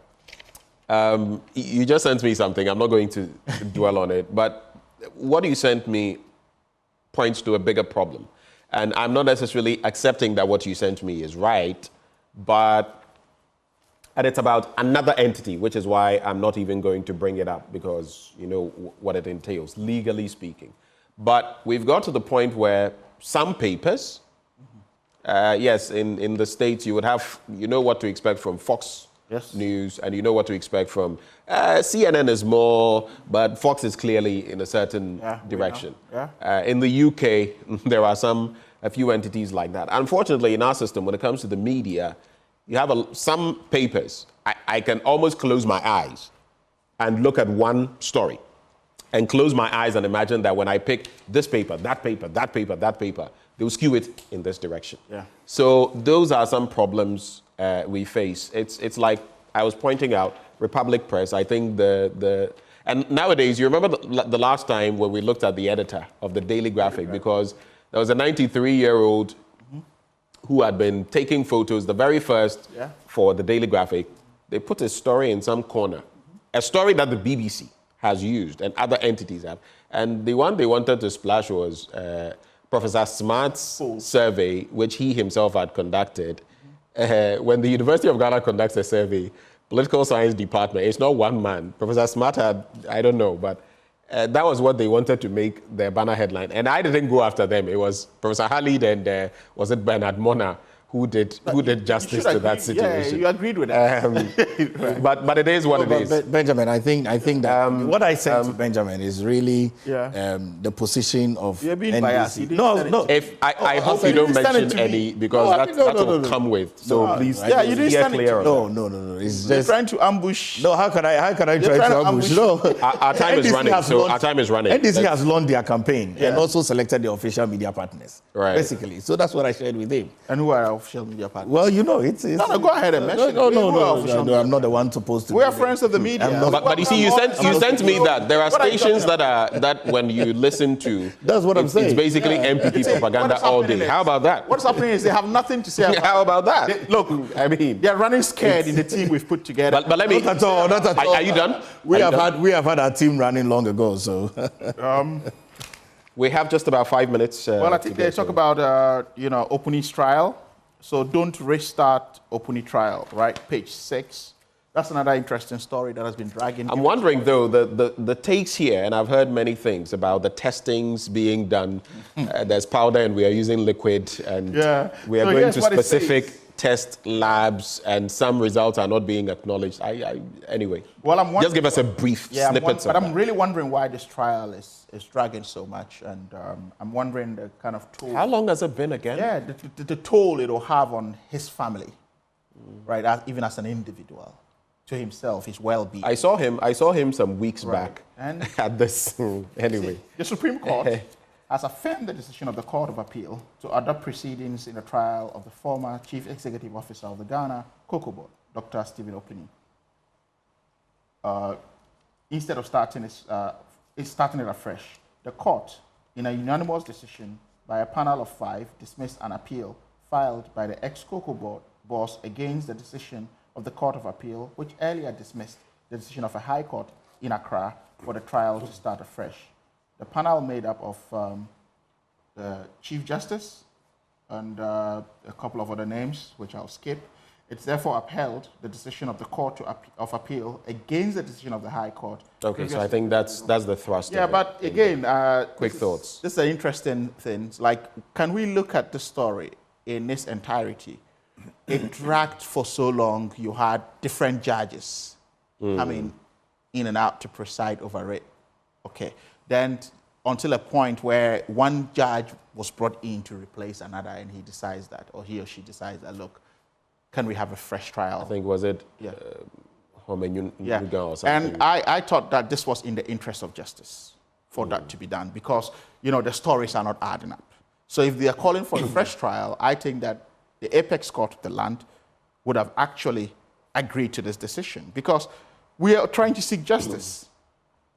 Right. So, given the skirmishes and the stories that surround us... But there's no saying that simply because they are refusing to start the trial afresh, they will not get justice. Well, we are not saying... No, we are not saying that, but we should read his reasons for actually doing that. Okay. All right. Let's get into... reasons, because I don't think he's a sage judge who decides that, okay, well, I've looked at this, it's dragged too long, there've been, interesting, checkered stories around this, so can we have a fresh trial? And I think that was in the right place. Well, as for the ratio decidendi... Yeah, it went to the Court of Appeal, then it went to the Supreme Court again. So, political lenses would always be read into some of these things, given how they happen. Okay. Right. So I hope that he gets justice. Fine. Let's get into other matters. So some messages from... what were you saying, Paul Gray? The wheels of justice grind slowly. We should allow the court. In Ghana, that can mean so many things. A quicker decision. But some messages coming through. Gentlemen, please. Kweku Amwa says, and he disagrees with some of what we're saying. Good morning. And for some of your comments, I beg you give me problems, because I have to take insults out and all of that. Please. He says, watching live from Italy, please, how can you compare a passport to a PhD? I am a citizen of Italy with Italia passport, he says. He's called Kweku Amwa. But I regretted not continuing my education. And there are Italians without passports, but are they not citizens of Italy? The guy is, I think he's referring to you there, Prof. And he says he doesn't know the value of education. Okay, so that's what Augustine in Italy is saying. But then this one says, MPP people like Paul Grave are living in a different world, so they don't feel the pain of the ordinary Ghanaians. Okay. This one says, on the back of that story, why can't the government continue and complete the Saglemi project? I think they've mentioned time without number. Why? Okay, and Sire Idris is saying good morning to you, Professor Halid. All right, so let me just quickly get into my paper, and then we'll be out of here. 7.3 million Ghanaians are poor. That's according to the Statistical Service, Ghana Statistical Service. NDC unveils 2024 campaign team. I'll not get into that. Paul Grave already did. 86,000 printed passport booklets remain uncollected from passport office. Osafo Mafu says so. Could there be a reason? I mean, they don't want the Ghanaian passports? They want some other passports? I don't know. How is this an issue? I'm wondering why people are queuing up for passports and yet you have booklets sat there. On the back page, they are collaborated with the post system to distribute these. I'll get into the story so you can have a bite. CSIR launches $20 million in endowment fund. Staff pledge 1% of basic salary as contribution. Temporary reshaping of Nungwa Barrier Stretch Beach Road begins. I'll be very quick with the stories. So let me go to page 8 first. And there's a picture I'll let Paul Grave especially look at before we end. It will be splashed on the screens before we go. 7.3 million Ghanaians are poor. Now, a total of 7.3 million Ghanaians, representing 24.3% of 30.1 million household population in the country, are multidimensionally poor. A new report by the Ghana Statistical Service has revealed. Ghanaian Times, you can't say multidimensional poor. Who's the editor? Let's look at the editor. David Agbenu, multidimensionally poor. Now, multidimensional poor, they are not saying day. Of the 7.3 million who are multidimensionally poor, the incidence of poverty, 3.2 million, representing 48.3%, experience severe poverty. The report, dubbed Multidimensional Poverty Index, reports covering all the 261 districts in Ghana, based on the 2021 Population and Housing Census, defines multidimensional poverty. Here again, you see, defines multidimensional poor. Okay, well, that could be understood as a non-monetary measure of poverty that reflects the various areas in which the population may be deprived of their needs, such as in the areas of education, health, and employment, and living conditions. But if you go down into it, and like I was telling you, I was there yesterday. If you look at the concentrations of poverty in some places, so Nabdam, for example, which in the last report was the poorest district, compare that to a place like Asokwa. Nabdam is 11 times poorer. 11 times. I mean, some of it makes for stark reading because they are using poverty maps and, you know, breaking it down. And they're doing something good because they want to find out, for example, if you go to a place like Ashaiman, or if you go to the Nanumba area or Nkwanta North, if there's poverty, but where is the highest concentration? Where are there? So that for policy, to shape policy, and it's made for stark reading. But more than 86,000 passport booklets printed out by the Passport Office remain uncollected. The Senior Presidential Advisor with Oversight Responsibility on Public Sector Reform Secretariat, Mr. Yao Osafo Mafo, has announced.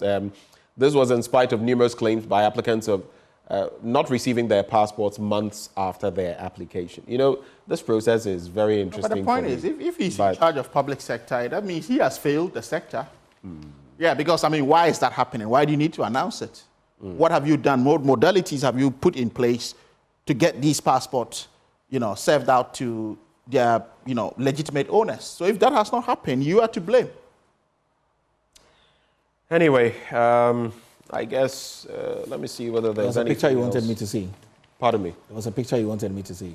Oh, the picture. Mr. Director, my senior Yao, if the picture is ready, Paul Graves says he wants to see it. So he's requesting it. When it's ready, we'll take a look. Paul Graves, your mandate, you have a similar mandate to... so the Paul Graves.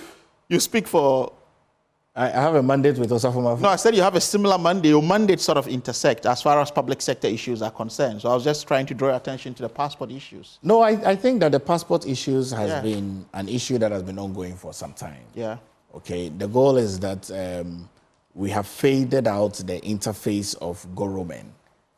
Often when people interface for you to make your passport applications, they do so with their contact details. And so when the passports are ready, the messages go to them. Okay. And so if you have not serviced your payment, they will not go and take it for you. But originally, you're supposed to interface your passport processes yourself, so that when the passports are ready, you go in for it. Which is why often sometimes we'll make these publications and even put out the names even of the Ghana card that, is tied to process. passports. People have their addresses and all of that. So that's why you say you're taking us to a digitalization age. No, but then you so see, if all of this has, so tell us the amount of passports that have linkages with the Ghana card and how you ensure to disperse we them. can clearly do that. No, yeah, but all of these dispensing comes at a cost. At a cost, yes, but that's why it's public sector.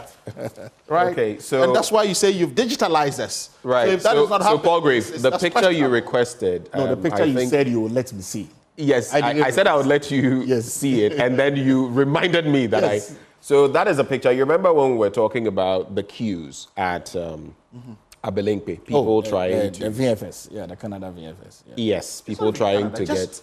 Drive cantonment. No, relax. This one, please don't go far. Those trying to get Canadian, connections, visas and all.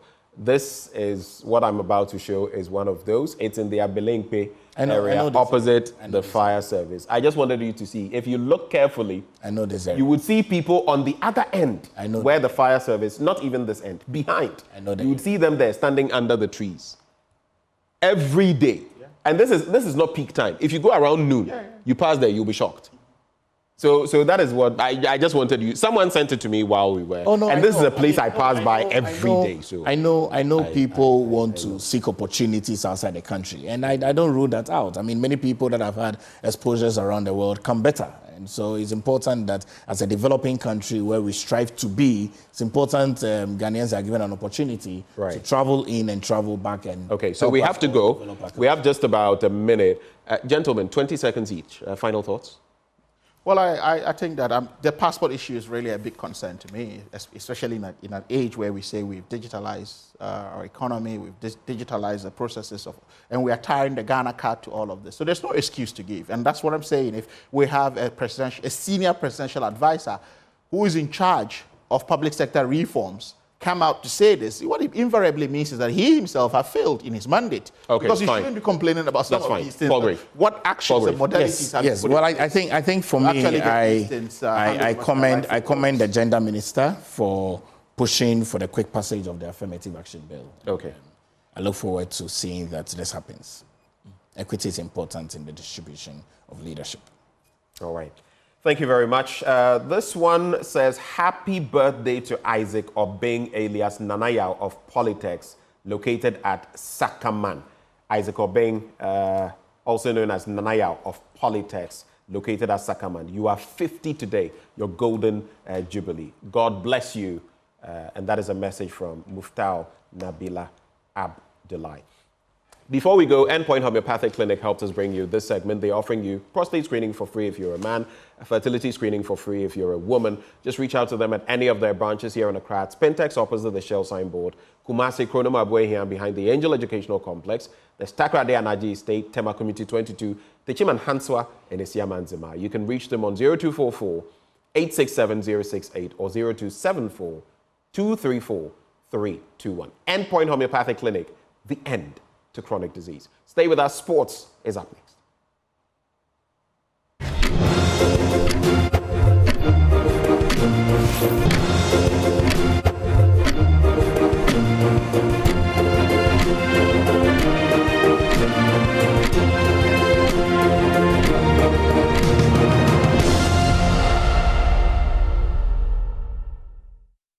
Time for sports on the AM show. My name is Haruna Mubarak. The Black Stars have until September to play their next competitive match, which will be the 2025 AFCON qualifier.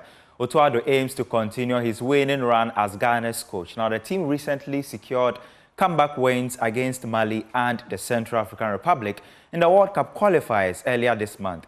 In both games, the Black Stars trailed at halftime but managed to claim victories. Former Ghana international Augustine Ahemfo advises coach Otuado to address the team's slow first-half performances. You can see that we've had two halves. The two games that we played, we've had two halves, different two halves. If I say different to us, you mean that the first half, our performance is different compared to what we do in the second. In the future, I hope that we can begin with the second half performance that we've observed in the past 2 games. Start that beginning, because some of the countries, when we go behind, it might be difficult for us to come back. So I hope that going forward, like the coach said, that we should blame him for the performance in the first half. Not that he made any mistake, but probably he overthought of what he wanted to do. And so his approach in the first half has always been different compared to what we have in the second. In Mali it happened, in Kumasi it happened. The first half performance was not the same as the second half. I hope that we'll open up more, we'll have belief in ourselves, because there's talent always. But it's about how to blend the talent together to have a good team. We still have a long way to go. I think we have 6 more games left to play. For me personally, I felt that the Mali game was any other game that we could win. I think most Ghanaians did not believe in the team because of the recent happenings. Going to Cote d'Ivoire, not performing that well. Also playing 2 friendly matches against Nigeria and then Uganda, not having a win. And so most Ghanaians did not give us a dog chance. But for me, I believe in a team that at any given time, when we are given the right instructions and also the players standing up for the task ahead, we'll be able to do well. So for me, I wasn't surprised that we won in Mali. We've done it before. I remember myself under 20 somewhere in 92. They came to Ghana. We won by 2-1, but everybody thought we were going to go to Mali to lose. We went there and won by a goal, and then went to the AYC, and then subsequently went to the World Cup. So I knew it was possible. I think there's a bit of mentality change in the team.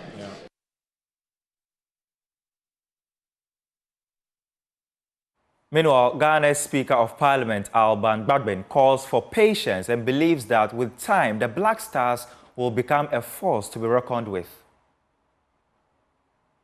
Very convinced our boys are getting it together. And you can even see the difference between the first half and the second half. It takes time to gel. The coaching, the technical play, the styles differ from country to country and from team to team. And so when you get them together like this, there's some difficulty in getting synchronization, telepathy, and it takes time for it to settle. Have you realized the names that you are mentioning, they didn't achieve it in a day. It took a long group of them from the youth growing together to become the stars.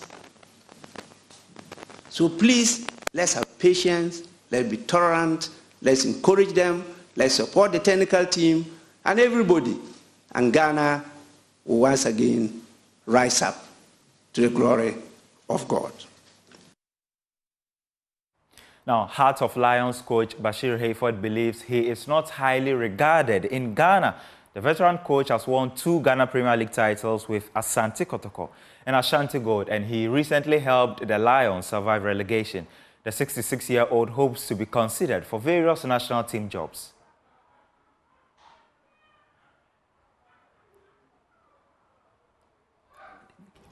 Other countries are making use of the experienced coaches. They are making use of them, tapping their knowledge, tapping their experience, tapping everything. But here, what I've seen is that they will allow you to struggle and get a job from somewhere, and they're still watching you whether you can do it or not. They don't recognize the achievement. They don't recognize your performance. You don't recognize your, experience, And so, yes, I would say that what some of us wanted to do for Ghana football, we thought when we are matured enough, because we came to meet Ben Kofi, came to meet Osam Dodu, I came to meet Afrani, I came to meet Coach Ade, Jones Atikofio, Herbert Adu, all those people, they were in front of us, and we were learning a lot from them. And the FA was using them. They were using, so even when we go to courses, we see them. Even if they are not part of the this, we say, hey, this is Osem, you want to be like him, this is an Afrani, you want to be. So we wanted to take this after some of these experienced coaches. But here now, for my sake, I think I have a lot to offer, but age is numbers. And once I start a long time, I will be older than somebody. The one below me who is thinking I'm old, he will also be old. So when you are old and you have the experience, they tap it. So when you are no more there, they will use the experience and at least see how best. And the young ones will learn from us. Now those coaches I've mentioned, may their soul rest in peace. All of them are gone. Coach Adi, Hebertado, I took a few, some Dudu, Afrani. You see, those were the coaches, we met them and they were nurturing us. Anytime Afrani gets something and they say, Coach, what are you? Come. Then you see, we were learning from them, Hebertado and Jones Atikofiu and co. But now, nobody is even learning from us because they think they are okay. They are okay, so what do? The only thing you do is to wait. The day you will die, they will write a very big and nice obituary. That's how we end the sports segment on the AM show. My name is Haruna Mubarak. Thanks for watching.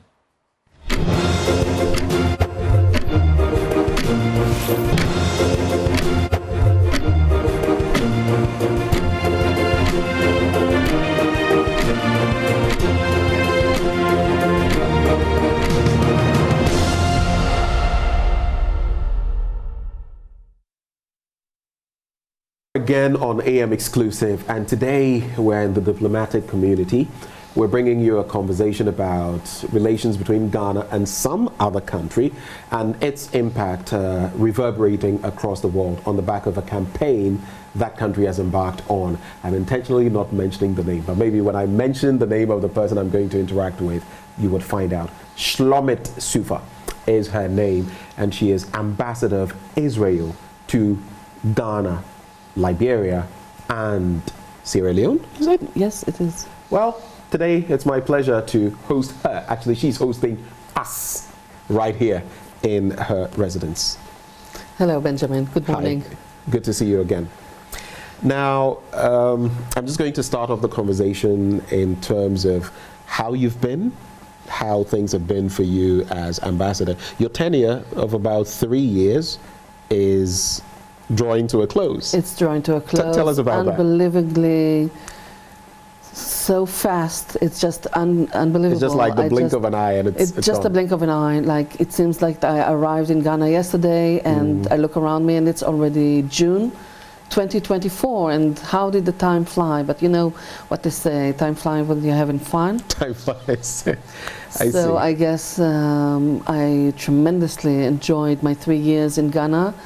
And I will be sad to leave, but you know, all good things must come to an end, and this tenure as well. It's really been a wonderful, I would like to say adventure, but it's much more than an adventure. It's an experience that I will take with me and cherish throughout my entire life. Tell me about your tenure here over these 3 years. What has it been marked by? Well, it's been ever-changing work and ever-changing experience.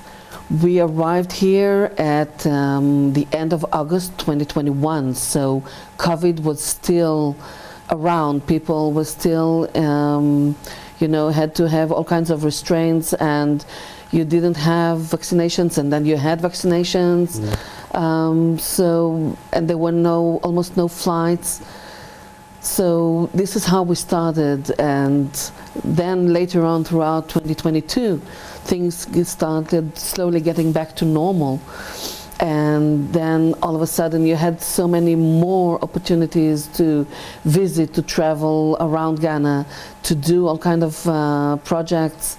And it was amazing because you could see that everywhere we went, myself, the team at the embassy, every office we have approached, every organization, they all welcomed us with open arms, and it is such a wonderful, positive experience. Amazing. It's good you say that, but I'm curious, just when you were speaking about that, this came to mind. How have you juggled your family life with all of this that you've had to do? I know sometimes we look at people like you and just think, oh, ambassador or this and that, but there's a life beyond that. How have you managed it? Well, that's, I think that's an issue that all of us career people struggle with. It is more so when you are sent abroad, as you know, as a representative of your government, and you travel with your family, so they have to get acclimatized and meet a new reality, a new culture, a new continent, a new country, and gradually learn the ropes of living in Ghana. We were very fortunate in that sense, because this is not our first tenure or first post in Africa, but rather the second. Our very first post as a family, as myself, as a young diplomat, was in Ethiopia some 20 plus years ago. Wow. So, of course, Ethiopia and Ghana are very different, but still it was an experience that we could build on to land much more smoothly into Ghanaian life and rhythm. And it's always a struggle to find time to balance between life and work when there's almost no out-of-office function anymore, because people can reach out and talk to you 24/7. You're always available, especially as head of mission. But you find a way, you find the time, you find a way to balance, to juggle. And I must say that if it was not for my amazing husband, David, I would not be able to do that. So this is an opportunity to thank him for an amazing support that he's been to me and to this family ever since we started our diplomatic lives together. And always family support is crucial, and it appears you've had quite a solid rock to lean on there. But let me just go back to your tenure. If I asked you to share crucial highlights, the fondest memories you will have of the stint in Ghana, what would it be? I don't know if we have enough time to cover everything. I would say that in terms of professional perspective, that would definitely be the visit of the Foreign Minister of Israel in July 2023, almost a year ago. Okay. And it was really, first of all, it was a very good visit, and we had a chance to meet with President Akufo-Addo, and we had a chance to meet with the Foreign Minister Shirley Boakye, and in a very packed 25 hours visit, we were able to do so much. He had a delegation of business people from Israel coming in, representing all kinds of companies in all kinds of sectors. And we had a very big economics and business seminar during his visit. So it was a very important visit, very successful visit. He enjoyed the full courtesy of the government of Ghana, and it was a historic visit because before that we had a run of 9 years before we had a visit of a foreign minister to Ghana. So I was extremely happy and extremely proud. This got you really excited. Yes, to have a visit of the foreign minister, then Mr. Eli Cohen. And there are many other highlights. I mean, we work on so many sectors simultaneously. We do a lot of work in the terms of cooperation in development, mainly through the channel of our international cooperation agency, Mashav. But there are many other projects that we do here. We try to promote innovation. We try to promote business-to-business relations. We have a trade mission in the embassy, which is the only one in West Africa, and it was developed and opened in Ghana for a reason, indicating the strong belief of the Israeli government in the potential of Ghana and the potential of our trade and commerce together and economic relations. And there's so much more that we do. As I said, it's I'm not sure we have enough time to cover everything. But this is quite it's like there's been a rich tapestry of events that have taken place within the last 3 years, and at the forefront you put the visit of the foreign minister. I'm sure that's something that you're not going to forget at any point. But tell me, if I had to ask you, as you leave Ghana, right, what would you miss the most about this country? It's difficult to name one element. So you can name a few. First and foremost, the people. Okay. The people. It seems that our two countries are so remote, you know, different continents, so remote from each other, different languages, different history, different culture, and yet there's so many similarities. There's so many bridges that connect Israelis and Ghanaians, not just Israel and Ghana. There's so many similarities in the term of people are being open, being warm, people that love, in both nations, we love music, we love to laugh, we love to enjoy life, we love to be with people. And I think that first and foremost, what I will miss in Ghana is the people of Ghana. And my encounters here have been amazing, really. It's difficult to point just one. The music, the oh, I see. I the had this conversation with your predecessor. Really? Let's stay there on music. Sure. Who are your favorite artists in Ghana? Okay, I would say in terms of modern music, Rocky Downey. Rocky Downey. Yes. Okay. We had. He's one of our legends. Right. Sorry? He's one of our legends. Yes, of course, and we have good connection, personal connection between us. He has taken us to see his future project. He's trying to build some kind of music and cultural hub and center around Aburi. And hopefully we will be able to support that, the building of this center by making the right connections and finding all kinds of grants, and hopefully this will work. But very good connection with Rocky Downey. He's an amazing artist, but he's an amazing person as well. That's interesting. You've mentioned music. I don't know about food. Is there any food Ghanaian dish you're going to miss? Yes. Which one? I would say the buffet, of course. The buffet. Yes. That's an interesting choice. Okay. I tell you why. It's not only it's tasty, but it is very much like a traditional food that we have in one of the holidays in Israel. Okay. It's almost the same when you get an Israeli buffet. It feels like home. I think I know what you're talking about. The name I don't, but I think I've had it before. When we light candles. Right. So that's very similar to traditional Israeli food. Right. But of course there's kelewele, there's jollof. You're going for all the good ones. Yes. Well, those are the ones you're going to miss.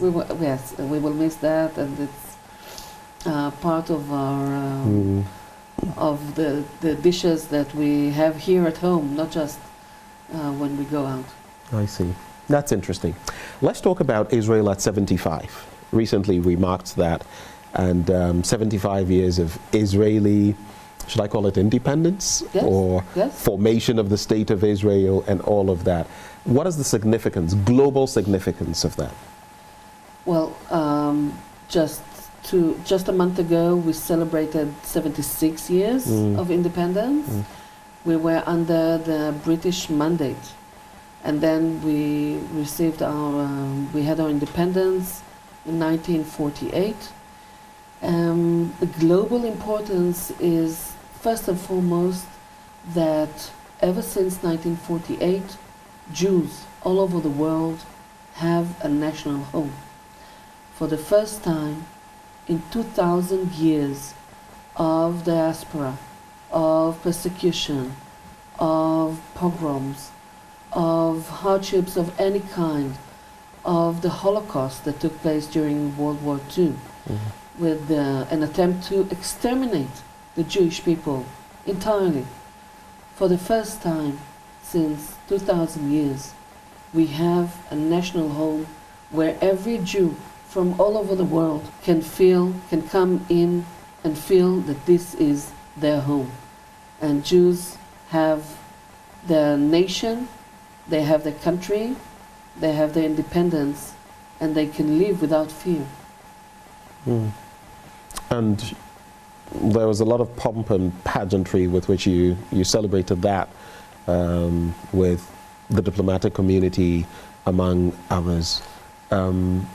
But how then, when you situate it in the context of Ghana, relations? Because I know, for example, was it in the 50s Ghana-Israel relations started? 1956, yes. And then there was the first, it wasn't Yom Kippur, was it? It was, let me just check.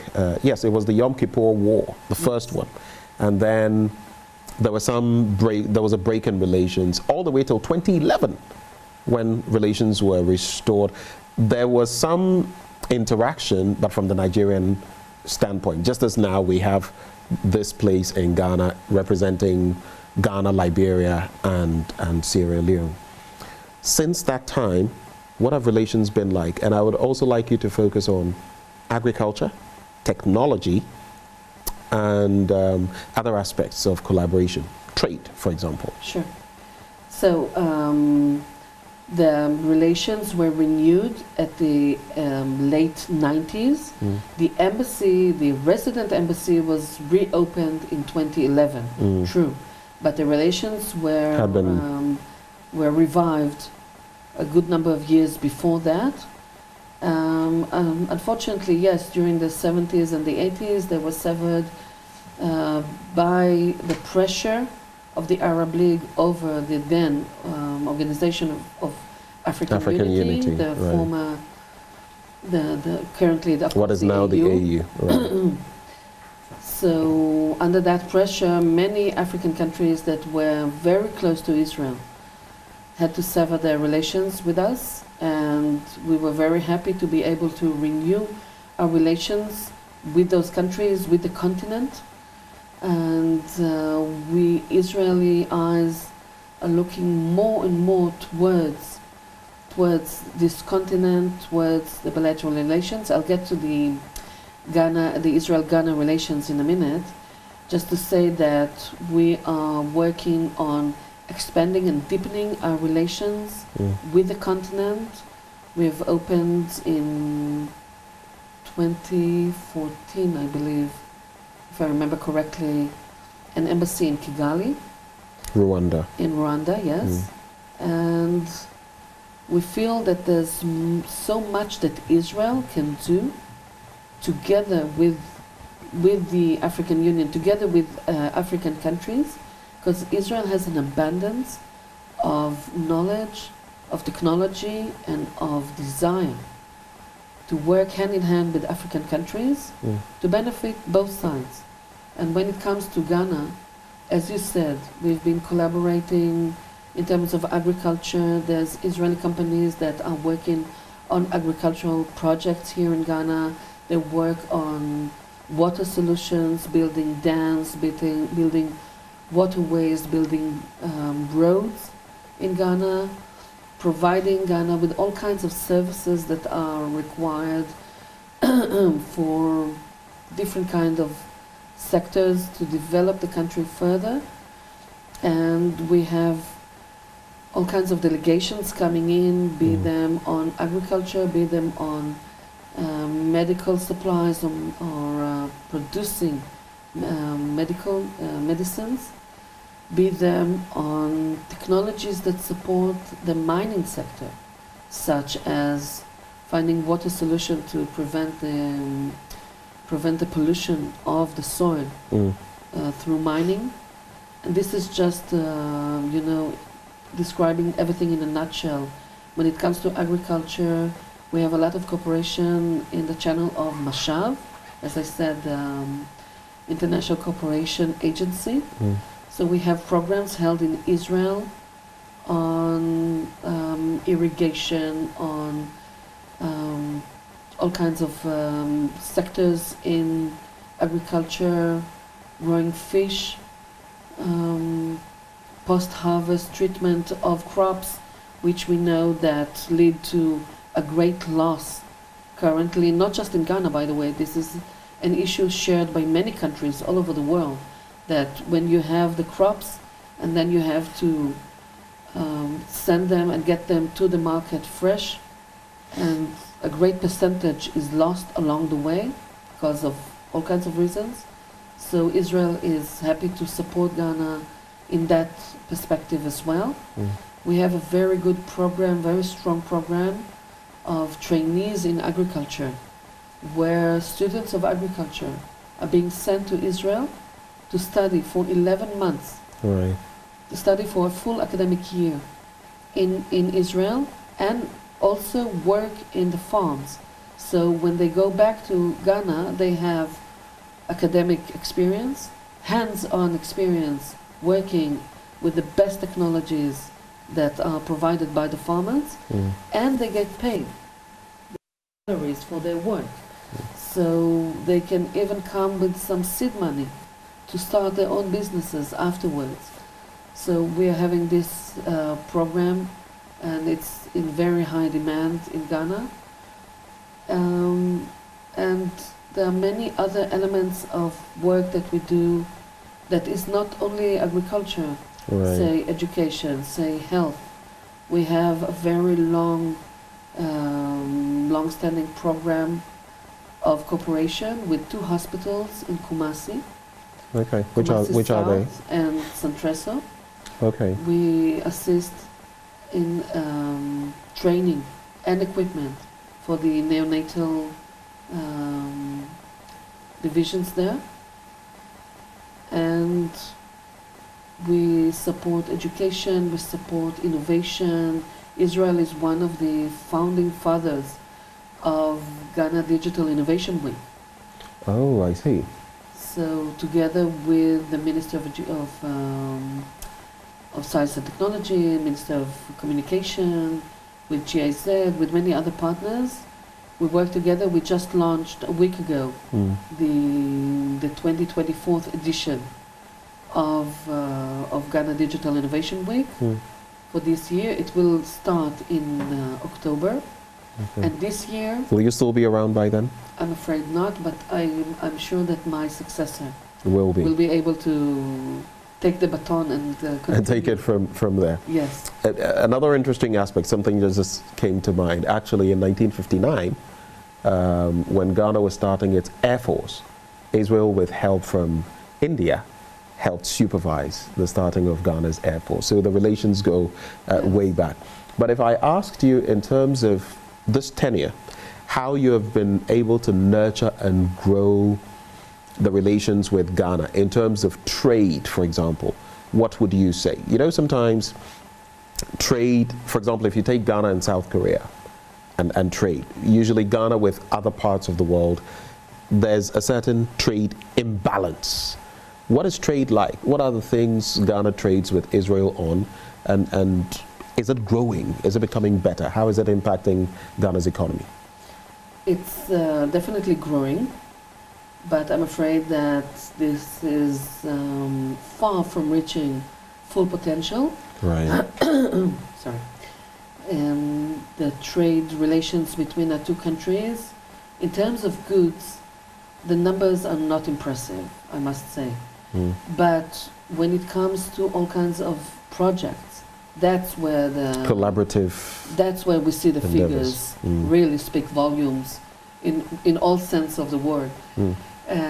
So we see that there's a lot of interest of Israeli companies that either work here or have collaboration with companies in Ghana that work hand in hand with the Israeli companies, and they do many kinds of projects. So it's not so much about trade, but more about those projects that find a different expression of our very close relations. Mm. And if we want to look also at the image of Israel currently on the back of what has happened, Hamas, the IDF, and everything in between. But as an Israeli, contemplating everything that has happened, even before we get into the specifics, how do you feel? I feel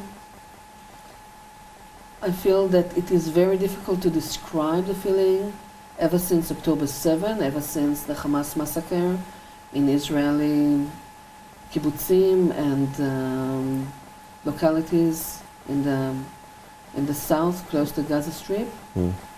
It's been very difficult to describe how we feel. The feelings are not happy, and I think the best way to describe is to quote one of Israel's leading poets, Chaim Guri, who said, "I'm as well as my people," which means that I'm not so well, because the pain in Israel is still great, the sorrow, the fear for the lives of currently 120 hostages that we fear daily for their lives.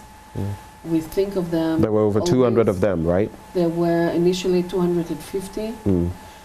About 110 or 20 were released by Hamas or released in an exchange of hostages for prisoners. Recently, another 4 were rescued. Recently, another 4 were rescued with an really unparalleled bravery of the Israeli forces, both military and special elite forces of police, working together in the heart of Gaza to rescue these 4 hostages.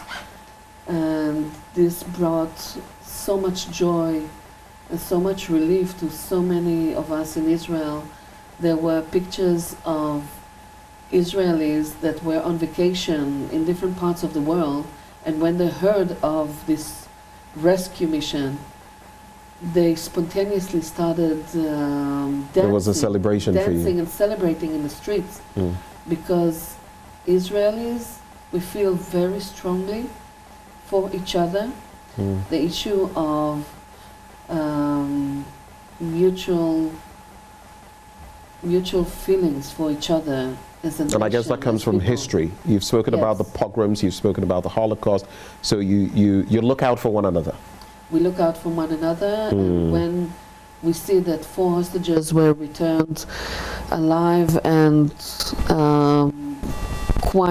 in quite good condition, they gone through very difficulties, many difficulties and hardships throughout the almost 9 months of captivity.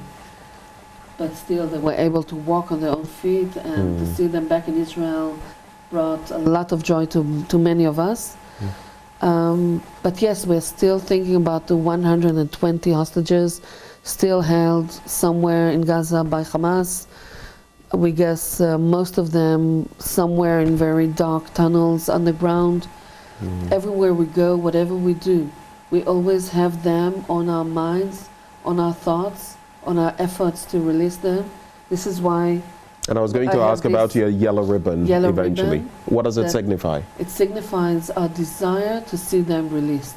Your desire to see them released. And this symbol is used by Israelis and non-Israelis all over the world. Okay. And currently we have an American supported deal that was also presented as a UN Security Council resolution for a deal to release the hostages, and Hamas is basically turning it down. But we'll get to that. Before we get to, I mean, there are two sides to this. So the Israeli suffering is something that I was sharing my story with you. No one wants to see. But how about the Palestinians as well? How do you feel about what they are going through? So if you look at the death tolls from the, is it the kibbutzim? Is that how you pronounce the kibbutzes, among others, over 1,000. If we are to go by some of what the BBC and others have put out, not necessarily relying on Hamas, because their figures have also been contradicted in some ways, north of 30,000 people have been killed on the other side. And some would say, where do we stop? How do you feel about the other side, Palestinian women, children, men, civilians, who have also lost their lives, homes on the back of this? So thank you for asking. It's important to note a couple of very important basics when we come to discuss this issue and your very important question. First of all, I would like to say that every civilian that has been killed or affected by this war is a tragedy. It is absolutely not what Israel intends to have or to do. This is a war that was imposed on us on October 7 by Hamas.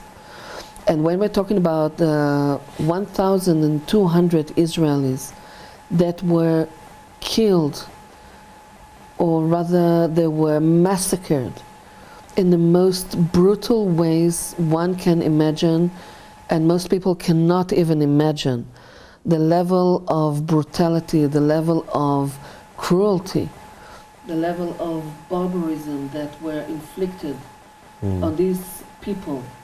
We're talking about close to 400 people that attended a music festival and were slaughtered.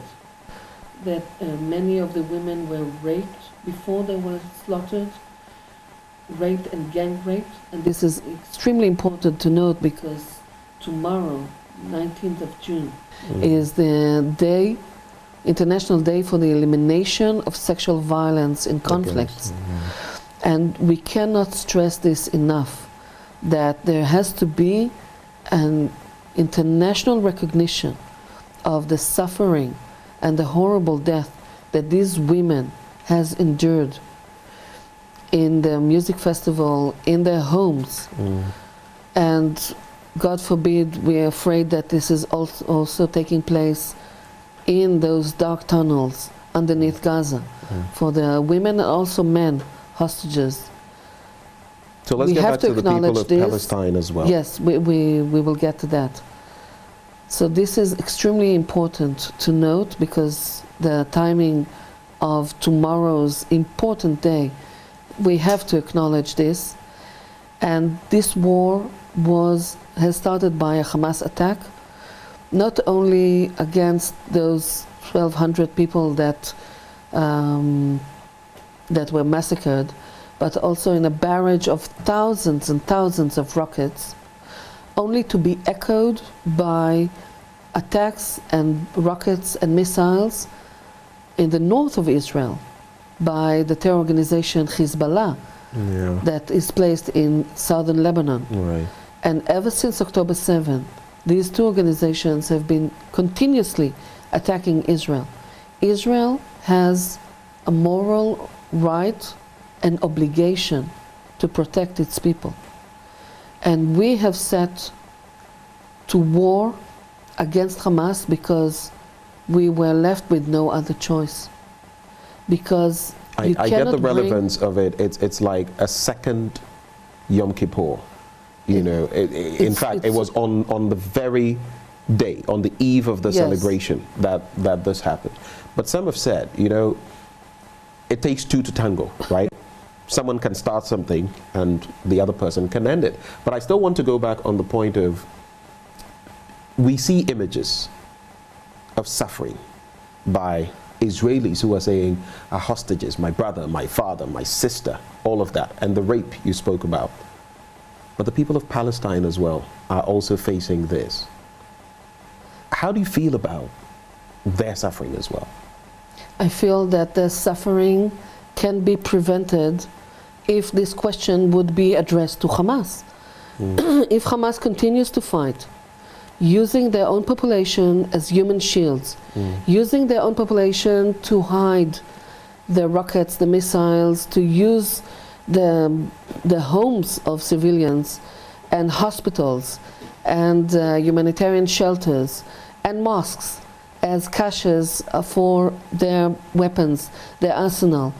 If they continue to use those civilians to deprive them of any shelter, I mean, we're talking about hundreds of kilometers of well-built cement tunnels. Tunnels, indeed. Underneath the ground, not one shelter was built. International law dictates that once you do that, then you can be engaged. But on the other hand, some of these people will also tell you, we don't have a choice. Hamas coerces some of these people to go along. If you don't, it's either that or you know what the consequences would be. And they don't have a choice. So it's almost as though they were in the middle. Hamas coerces us to tag along and we get attacked by Israel. How do you feel about that? I feel that these are civilians. The civilians that are uninvolved should be protected, and Israel is doing everything within its power to protect these people and avoid harming them. But war some is civilians war. have been killed at some point. War is war, and war is something horrible and terrible. There's no other way to put it. It's tragic, it's deadly, it's bloody, it's messy, and we are doing everything within our power to protect the civilians and avoid any harm to them. We have designated territories within the Gaza Strip where people can find shelter, and they have. We are facilitating more humanitarian support that the UN can process, meaning and the that UN has been pushing for more of that. UN may be pushing for more of that, but currently, for example, only yesterday, we had over 170 trucks of humanitarian support processed and entered the Gaza Strip. That is yesterday.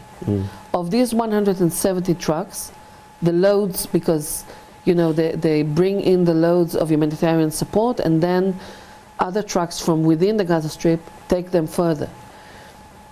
Those loads of humanitarian support wait by the crossing on the Gaza side to be picked up. Of the 170 trucks, only 60 were taken. The humanitarian support of 60 truckloads was taken to be distributed in the Gaza territory, Gaza Strip territory. Why? By private sector. Okay. No UN truck has taken any truckload waiting to be distributed. Why? Because of UN constraints. It's not because of Israeli not providing. So the logistics are there. Logistics. But the UN is not on hand to. UN is incapable of coordinating logistics well enough to distribute these truckloads of humanitarian support. Since the beginning of the war, we're talking about over 580,000 tons of humanitarian supplies, food and water, and fuel and cooking gas, medicine, medical supplies, vaccinations, and more. All this was facilitated by Israel. Every moment that we're talking about the war, Israel is doing more to facilitate more humanitarian support to the people in the Gaza Strip, whereas Hamas keeps on shooting rockets at the crossings to kill Israelis while facilitating humanitarian support to their own people. So how do you make sense of this situation? How do you continue pointing the finger at Israel, where Israel is working in full coordination, by the way, with the UN, the US, Egypt, any other player? We are allowing humanitarian support even from countries that we don't have any diplomatic relations with. Right. We're from Libya, from Pakistan. Yeah. Whoever is sending the humanitarian support, we are processing it. I have read of some of that, but you've also had some criticism, and that's what I'm coming to from the UN. I think even the General Assembly, there was a vote at some point, some countries saying, look, let there be a ceasefire and all of that. But do you feel such criticisms are fair or not? I feel it's absolutely unfair. It's unfair. People that understand military, that understand war, experts on warfare, experts on specifically warfare in urban areas, that has been commenting on the war, said that they have never encountered any such low rate of fatalities when it comes to a war in such a complex area. Again, we're talking about many people who have died. By the way, of any given number, even if we're talking about 30,000 people, you have to deduct some 15,000 of them are terrorists. Were terrorists that were killed in combat. 15,000 of them? At least. So when we're talking about figures, no one talks about the numbers of terrorists out of the total death toll that we're facing. And again, we would like to see no civilian being hurt. But we feel that the criticism against Israel is very unfair, very biased.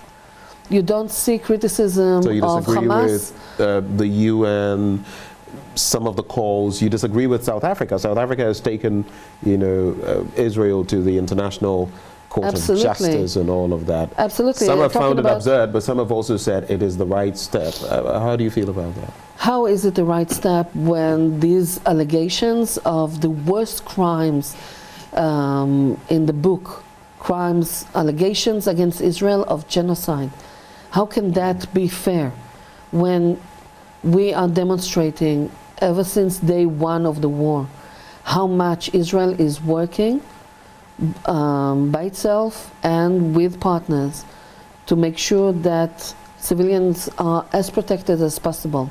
And again, there's no way to avoid in a war, there's no way to avoid completely any harm to uninvolved civilians. But given everything that we do, given everything that we have done so far, and that the effort keep on growing in terms of providing those poor people with their basic needs, by monitoring very closely the situation on the ground in different the Gaza Strip, these allegations against Israel are completely, factually, morally, and legally wrong. Because when you take this case to the International Court of Justice, that court has no merit to rule in this case unless Israel can employ its own fact-finding mechanisms and inquiry mechanisms to make sure that we are obliged to international law, which we are. We are a democracy, obliged to the rule of law, and we have always done that, and we will always continue to do that. And eventually, at the end of the day, we find ourselves facing criticism from all over the world, which we find to be very hypocritic and very and completely false, because you see many other kinds of conflicts where the sides to the conflict have never faced these kind of allegations. And Israel, as the only democracy fighting against a genocidal terror organization that is doing everything within its power to hurt its own civilians, to hurt its own population. You're talking and Israel, yes, of course. Right. And Israel is put on the stand. Quick question, maybe two-pronged question. One, Israel has enjoyed a lot of support from the United States. Over time, you have quite a history with the U.S. and especially under the Joe Biden administration with the Democrats as well. But even he has said, you know, let there be a ceasefire. There have been conversations along those lines for negotiations. Where are we on that? And secondly, in respect of the crossing, you've also had some frosty relations with Egypt. Where are you on that? Well, in terms of our relations with the United States, we have enjoyed and continue to enjoy a very strong, unequivocal support of the United States, and of course, we highly appreciate that. By the way, this kind of conflict is a way to really show and for the true friends of Israel to shine, and we've seen that with many countries all over the world. We've seen that with Ghana, with a very clear, strong condemnation of Hamas published on October 8th. And but Ghana has also called for a ceasefire. Yes. A ceasefire will happen when Hamas will be able to take that UN Security Council resolution that is pushed forward, has been pushed forward by the United States, and to follow what we call the Biden program, or the Biden ceasefire plan. But currently Hamas is presenting all kinds of reservations, all kinds of objections, which actually will bring this entire initiative to become moot. So we are looking at Hamas, and unless they are willing to move forward, because Israel has accepted it. So now the ball is at Hamas' hands, and if they are mounting all kinds of difficulties and conditions, then we will not be able to move forward. Let's contemplate this just as we get ready to wrap the conversation. I know that recently Prime Minister Benjamin Netanyahu dissolved his war cabinet or council on the back of some disagreements and all of that. But some people in Israel are calling for, let's find a way of bringing a cessation to this fighting. A lot of people in Palestine and in the international community, you have a right to defend yourself. How are you going to marry that with the calls internationally? In essence, what I'm asking you is there any likelihood of this coming to an end anytime soon? It's been what, about almost a year? 8. Of this going on. Not a full year, but October 7th, is it? And now we're in, you know, June. We'll be entering July. Yes, so it's been 8.5 months, 256 days of You've war. done the calculations. Yes. No, it's as I said, this is something that is, we feel this very strongly, because every day of these, ever since the war started and the hostages are being held by Hamas, is a day in hell for them. So we feel very strongly their misery, their suffering. There is a way to end this war. I mean, the goals of Israel in this war is to topple the Hamas rule in Gaza and to destroy its military capabilities. We want to see a Gaza Strip demilitarized. We want to see a Gaza Strip that is under the rule of a pragmatic, moderate regime that is not Hamas. Is all of this realistic? We feel that it is very realistic. Because yes. some people are saying Hamas is practically everywhere in that region. Can you do it?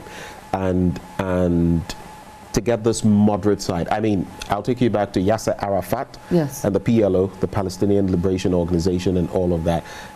Are you ever going to find that? In other words, it's almost like it's impossible. Is it possible? Well, I think that Yasser Arafat and the PLO is a very good example, because if you would ask people in the 80s, where there were many terror attacks, and the 90s, terror attacks by different Palestinian terror organizations, and first and foremost the PLO, If you would ask people in Israel, is there any hope for peace? Is there any hope for reconciliation, for the stop of bloodshed? Most people will be very pessimistic about this. And yet we were able to move forward using a very pragmatic approach to the conflict. Not about ideology, but about pragmatic, about cherishing life. And the only way to move forward was with a letter signed by Yasser Arafat, the leader of PLO and later the leader of Palestinian Authority, saying that the PLO renounces terrorism.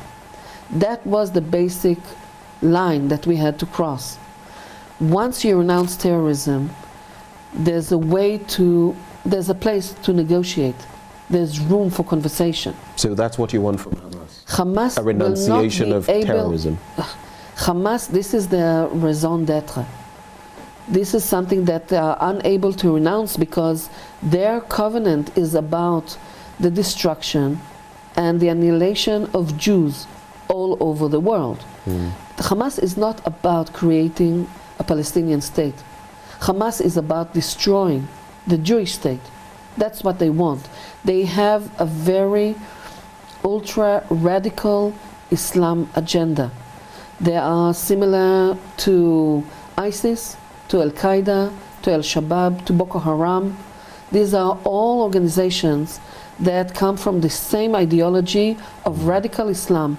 They want to see the rule of Islam over the entire world, starting with the former Muslim countries that they were under the Muslim empires of the first millennia, and progressing forward. If you see the calls in America, the calls in the streets of Europe, it is not about destroying the state of Israel.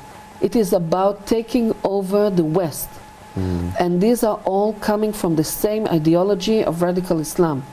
We have no conversation. There's no room for conversation. There's no room for peace agreement when the other side is only planning your annihilation. You have nothing to talk about. They cannot renounce terrorism because this is their root.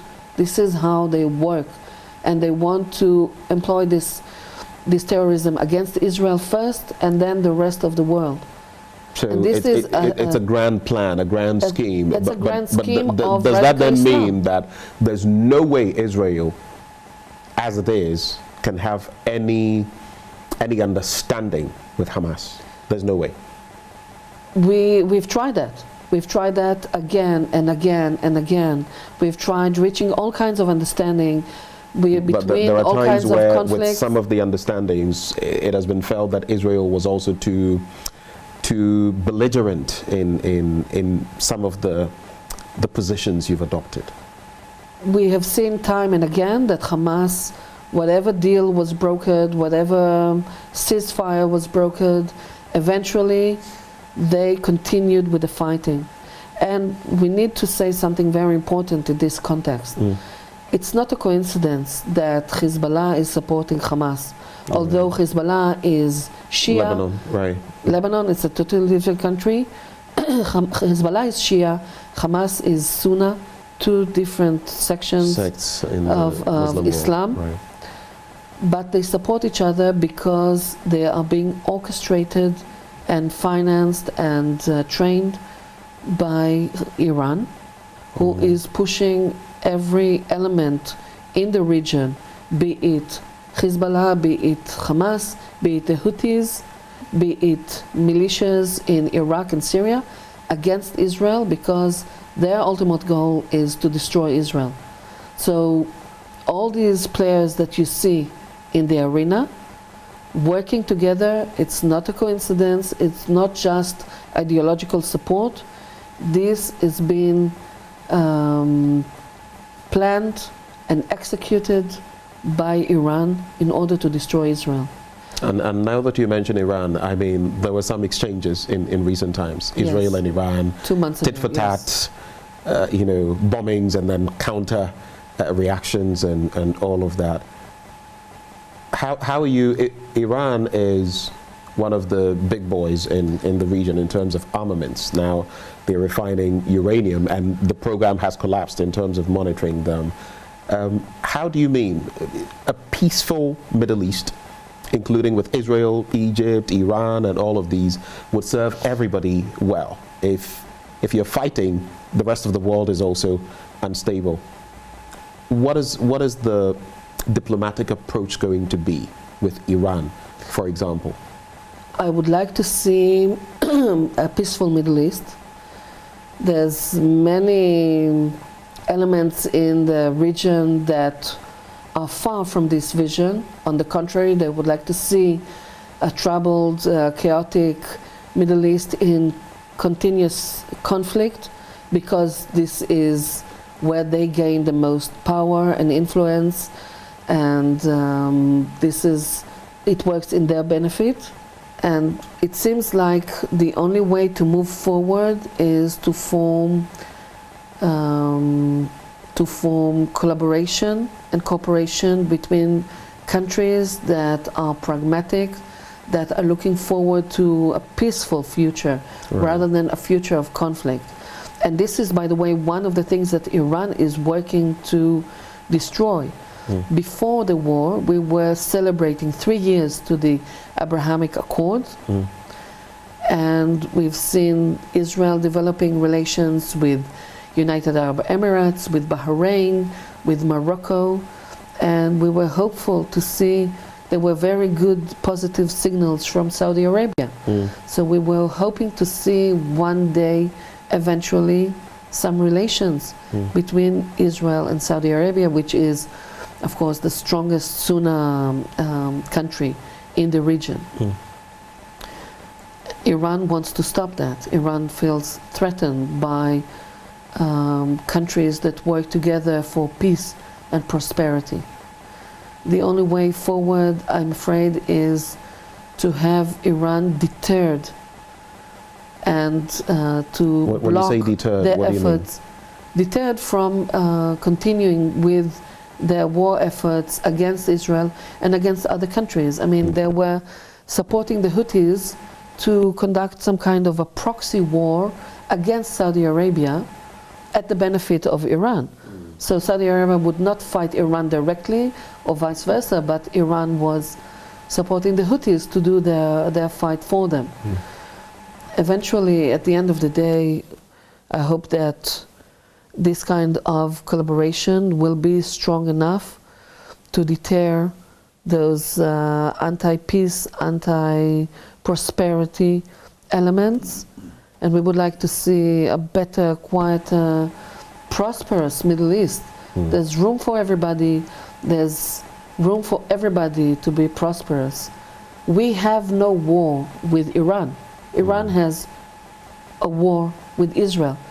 If Iran would stop fighting against Israel, Israel has no conflict with Iran. Okay. I will take your final words, but I will ask some questions to feed into your final words. Is there room in all of this that you've spoken about, the prosperity for Palestine as well? They want a state. Is there room for them? But then again, the major question is, will this ever end? Sometimes for those of us who are students of international relations, international politics, and intractable conflicts, sometimes, and there have been a number of them across the world, you ask yourself, will this ever end? Do you think this will ever end? Do you have hope that it will ever end? Israel, Palestine. And I feel if Israel, Palestine ends, some of the proxy actions and the rest will have to die off, because then there'll be nothing really to fight about. What do you think? I think that I would like to answer your second remark first. Before you go to before whether I go room to the for hope. Palestinians and prosperity as well. Yes. Right. For many years, it was always this argument that once the conflict between Israel and Palestinians will end, there will be end to so many conflicts in the Middle East. Some of them. But then I think that the Abrahamic Accords were able to prove something completely different. That there's room for peace, for collaboration, for prosperity, even if this conflict has not come to an end. There's room for more work to be done within the framework of pragmatic elements and countries in the Middle East, even if we were not able to resolve the conflict between Palestinians and Israelis yet. So even while we try to get there are things we can do. There's things that we can do along the way. And by the way, there are many conflicts in the Middle East that has nothing to do with the Palestinians and have been going on for many years, if not decades. The civil wars that you've seen in Syria and Libya, nothing to do with Palestinians whatsoever. The civil war and the horrific situation in Sudan, nothing to do with Palestinians and their suffering. So there's many elements of conflict, unfortunately, in our region that has nothing to do with Palestinians. Going back to your first question and remark. Interesting that you mentioned Sudan though, but go ahead. Yes, I'm definitely hopeful for an end to this conflict. It may take a long time, but we have to be, first of all, we have to have hope. If we lose hope, we lose everything. We have to have hope. And second, I would like to tell you a short story or an example that I often use to demonstrate how hope can be found even in the most darkest of times. Ever since the establishment of Israel in 1948 and up until 1978, the main enemy of Israel in the region was Egypt. Egypt was the strongest, and Egypt had the most active desire to destroy Israel, especially under the Nasser regime, but not only under his regime. And if you would ask Israelis in the 50s, in the 60s, in the 70s, who is the arch enemy of Israel, they would say Egypt. Is there any hope for peace with Egypt? People would say, there's no way. If I would tell you that in 5 years, Egypt would be the first country to sign peace agreement with Israel, would you believe it? People would laugh in your face. I mean, eventually we had the Camp David Eventually we had the Camp David, we had the agreements with Egypt, and we were able to secure peace with the leading Arab country that up until that time was the main enemy of Israel and the strongest one. And people, if you would ask them 5 years before that, if there's hope, they would say no hope. You have that same hope for Israel-Palestine relations? I have the same hope for Israel and Palestine. We were able to move forward a couple of times in history. We had, of course, the Oslo agreements in 1994. We had a couple of following up agreements. We had all kinds of engagements with the Palestinians. And hopefully one day we will be able to push forward on a really very pragmatic level where both sides understand that the future is in a political, peaceful agreement between not just the leadership, but the two nations, the two people. Okay. And this will take time. I can't say that this is just around the corner. It will take time, but we have to have hope that this will indeed happen. And there will be prosperity for both Israelis and Palestinians. I hope so. Thank you, Shalomit. And I wish you the very best in your future endeavors. I don't know where you'll be going from Ghana, but hopefully we'll see what happens. Thank you very much. Shalomit Sufa is the ambassador of Israel to Ghana, Liberia, and Sierra Leone. And she spent some time with us today talking about Israel-Ghana relations and the war with Hamas and everything in between. This has been another installment of AM Exclusive with me, Benjamin Akakpo. Thank you for watching.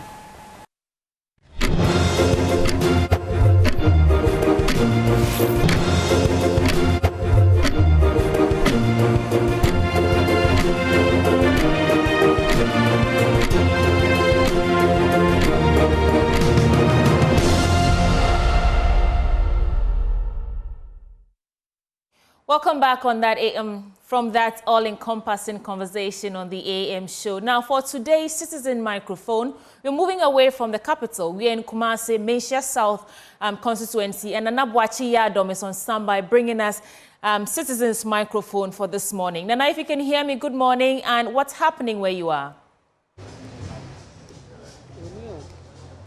Good morning to you, sweetie, and our cherished viewers. We are currently at the Manhyia South constituency, the constituency of the energy minister who doubles as the member of parliament for the people here in the Manhyia South constituency. Well, not long ago, the NIB reports that came out predicted that the energy minister, Dr. Opoku Prempeh, is the most preferred candidate to support the ticket of the vice president and flag bearer of the New Patriotic Party, Dr. Mahmoud Bawumia, going into the crucial 2024 December 7 presidential election. Well, this report by the NIB has sparked some controversies, as it predicted the energy minister to be the leading candidate ahead of the education minister and MP for the Bosumtwe constituency, Dr. Osei Adutum, and some other individuals whose name have been highly mentioned as members who could be mentioned by the vice president as his running mate. So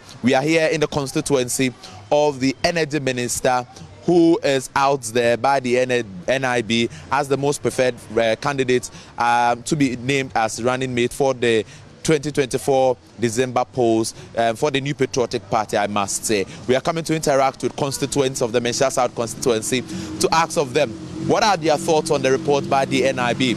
Do they support what the NIB says, and do they even agree that their member of parliament is suitable for the position of running mate? So we are here at Ashtown, a suburb of the Manhyia South constituency, to interact with some constituents. I have a lot of them here, but then we would be speaking to them one after the other. Open Mwakwa Baba Joy News. Me sure say what NIB report here about Bontin say Dr. Opoku Prempeh, one member of parliament, Nidin da Bontin among 4%, and ko nuna yembo Nidin say running mate. What the report here? Martina Inyamboy, Timintimu so no babo Nidino. Yenyamboy, momnesi pese bisa say one among 4 adwen, one report nimpo adwen say Dr. Opoku Prempeh nipe wo say NPP. Frank Atuni, Dr. Opoku Prempeh yini say running mates. Me imagine mo de me person media say on the more than people for the emwa party no. Cause ni people party man or popularity or party ni ba ko ground sa emwa party no emma party no ko power. Wo da gbe hun say ye pen no nipa no ye pen ye ya asan ya to aba ha che. Na emum wo ko ground say ye dictator in manner vice in manner MPP party munko mumma power. Mama for Dodona say uko constituency executives, members of parliament, national executive council, delegates of the New Patriotic Party are no ye preferred candidates. Who are your constituents no? Who knew who are you for? Oh, any day omo no munimo Nemo yani to abanse do so si you know omo ko hia na omo dwene sa adwene no un say asha onye ni pase uni patazia de wo ka no omo nko bi baka kra bi na ko no manko un say omo un say we na eko na be bo awon but yani wo form no de yani wo form na yenso na ante no yenim say asumasi bi ade sa vice man na emwa me de madwon champese me kira. Well, he is saying that he does not agree with the reports out there which suggests that the energy minister and MP for his own constituency, Manhyia South, should be named as running mate for the New Patriotic Party. For him, he might be popular inside or within the New Patriotic Party, but going deep into the number of people, a larger number of people who will be voting in the December polls, he doesn't think that the energy minister is popular, and he believes that he's not going to support the ticket of the flag bearer, Dr. Opoku Prempeh, going into the December 7 election. Well, I'll still come back to him, but there are a number of people here I still want to interact with. Opinion, well, I'll share different opinion. Also, what do you say? Oh, me say nipa bia onam wiase bia obia e wona adwen odenam. We want me enwene ma me na me so ntimi enwene ma no. But the obusa no de wa kwan so say is obusa. But me den ka me pese o ma Opoku Prempeh no. Oban, ye de ne advice e beboa. So what I say, ye ne advice e beboa. Enti ye ne na wa hanom. Yenina na wahano me to aba baby otuna ba hona metuma ba. Tembia me ni hia but on shede ni me personal but me no ya me take no. Last wo twam wo mbe kwan no wanchia me frɛ no mane ba sɛ ade na wotwam ne atia no ye ne to aba ma wo na wonchia no so e opa ya chawo na ai sɛ nipa ndo so na wotwam no tena ni sɛ wansa nam sɛ onya hwe wonko nti wonya vice na ni na ni sɛ futu a amafo de ba ma no obefa na be boae na wo ha futu be na amafo e de ma no mpo oh sɛ obi o waka sem che no itintilinti ontie wo wasam but this on decision o e offer but nipa ndi o kasa che obi so o adwene o kasa che na offer so te say nti wo nipa okọ oye vice na e be boae na say delegates, constituency executives, national executives or modni enkofo do na ya adwen say Dr Opoku Prempeh yembo ne din as running mate no o support but my niema bia wo ha ma wo gina wo na so say ono na wo say ebo ne din oh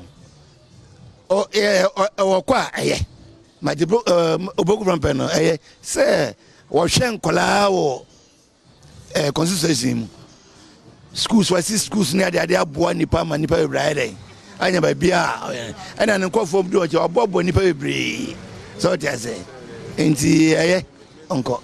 Well, he is also saying that the energy minister, if named as running mate, would also support the ticket of the New Patriotic Party in their quest to seek a third term. For him, the energy minister has done a lot for the constituency. He has constructed roads, he has built schools, he interactive with constituency, and so it convinces him that in any way whatsoever, if he's been mentioned as running mate, it is going to help the ticket of the New Patriotic Party. And even its flag bearer, Dr. Manhyia Opoku Prempeh, its flag bearer, Dr. Alhaji Mahamudu Bawumia, in seeking a third term. We are still here at Ashtown, a suburb of the Manhyia South constituency, interacting with constituents about to share their thoughts on whether or not they agree with the NIB report that says that the Energy Minister, Dr. Manhyia Opoku Prempeh, should be named or is preferred as a candidate to support Dr. Mahamudu Bawumia going into the 2024 December polls. A lot of them are still here. I want them to share their thoughts with us.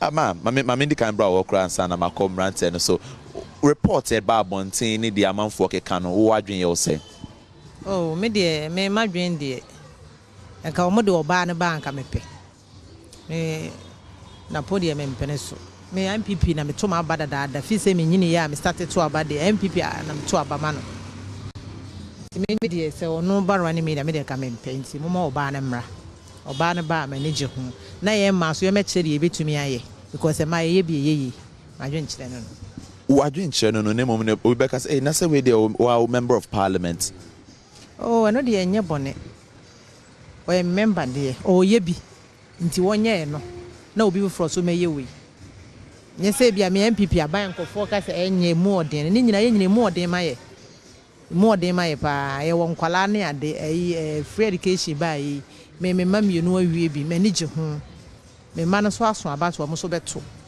MPP aban de ye nyai but running mate ni e munyi oba na ma oba na mra I didn't know wo dwen say ye yi oba ba e betimi abo MPP e ma ye so ye wa abadaye because e ma ye na ye wo ma e ma ye homo brodos e ma ma na dikan ye bia na nse mitie no sabrochi memo ba bia say o ma yi oba first time ni oba ba ye sa ayi ni bi itika me so ka me pene so senka oba ne ba enke beboa na emema no so ntena chen kakra adwenkyere no na yeshe constituency mu ama obi beka se de papa ye kan ye niema Dr. Manhyia Opoku Prempeh wo constituency enya de convince wo say obetimi abaye running mate ama na bo MPP oh ye kasa nya na ye boa de wa ye ne ye but enye bone kwan so ne ye kasa mema ne meye ye de adwenkyere nyina ne say oya eye na nsuso no onyina nche kaka na oba ne mra. Okay, so for her, she is also supporting the call for a female running mate to support Dr. Alhaji Mahamudu Bawumia. She agrees that Dr. Manhyia Opoku Prempeh, as member of parliament for her own constituency, has done enough, but then she wants a woman to be named as a running mate for the New Patriotic Party. She says that she's been voting for the MPP since, and anybody they bring, she's going to vote for the person. But then her preferred running mate for Dr. Mahamudu Bawumia would be a female running mate. I would want to ask her what female running mate she would prefer, but then she's gone. But then that's her thought. She prefers a female running mate to support Dr. Alhaji Mahmoud Bawumia and not her own member of parliament, the energy minister, Dr. Manhyia Opoku Prempeh. Opening, I'm out for bebre na show my dreams to see me show say what to be. Also so I dream chen say. Mr. Madrin chen say omo anyi Dr. Manhyia Prempeh. No me you be fufra mani chi ho. De ma mani chi ho ne say ye ya ha no. Ashtan ha no. Ye wo niema bibiri ho a esese oye na ye gini free na MP no position de no ko presidential aha onhunu ha papa said ye wo ye MP no a obi hunu ha if you say position de na to nyina no mma ne kwai ma ne mma ha emehu ye ha papa ade no ye personal si obi hunu ye ha kokoye presidential candidate no na vice no a aha mmaye no ebe ye drama no ama yesoso niema bia nketenkete bia e kire yeso no me free say ye nsanka nti o maintain position say MP no a I think say obeba ye ya hantentem ma niema e ha ye wa ha no wa humo sene say obekwa akoye vice awasebe na wo kan dey atwema adwan kwakosi bibi so nemom no say ebeka say o free so say MP na say okoye running mate Obi for Babe take over as member of parliament. And you're not Babe Swad, this one say MP. But as you can say running meeting Pokra, no bit me so abuamo. Ana if I show running meeting, no, obit me abuaye. Ebe fan crofo so. Ye pese won no personal. Me mobile ye yam say mo an nam ya ha hwe ya ha kama. Ye MPP for ye ne ye de hwe wasetrem na to aba. Pa eba ye. Aha ye ash town. Ubetimi atwa yenkwai ne de yatutu no akira ha ne ye mantemu ayetim a compare binum mantemu omotim ana ye ya astanfo no yenim se one betimi aye nti wonde woni ampini maye na onye ni ehia ye no emaye no ye di ehia ne maye na se next time kura no o fro soro ho because yenim omo afro soro ho a omo kwa omo ntimi ntwa mani mehwe ye fom ha biem nti yene ne te fom ha idie obetimi ahwe at least yenim kura wo besna ko office ho a MPP office ha wonam tokro we mu na api ba nti hade wo pia ye hunu yete ya ye hunu da bia nti yebasa obehunu ye problem a wo ya hapa na hapa mo sene so obekwa akoye vice wo koye vice no adeso ani nyina yebeso agunu so se de Bawumia ekeka bia oba ya na adeso an bebre agunu so nti wo se ebi wo ho a wo ntimi no nti ye pese o maintain position as MP. Okay, so what he is trying to say is that Dr. Manhyia Opoku Prempeh should maintain his position as Member of Parliament for the Manhyia South constituency. He believes that if he maintains his position as MP for the constituency, that is when he can have a good interaction or a good moment with the constituents to get to understand their concerns or their needs for him to address it properly. When he's appointed or selected as running mate and subsequently Vice President of the Republic, it is going to make it very difficult for Dr. Manhyia Opoku Prempeh to understand their concerns. Although another person would take over from him as Member of Parliament when elected as running mate and subsequently Vice President, he believes that it is Dr. Manhyia Opoku Prempeh who has started a lot of work, and so it is for him to continue and even finish with that work that he has started.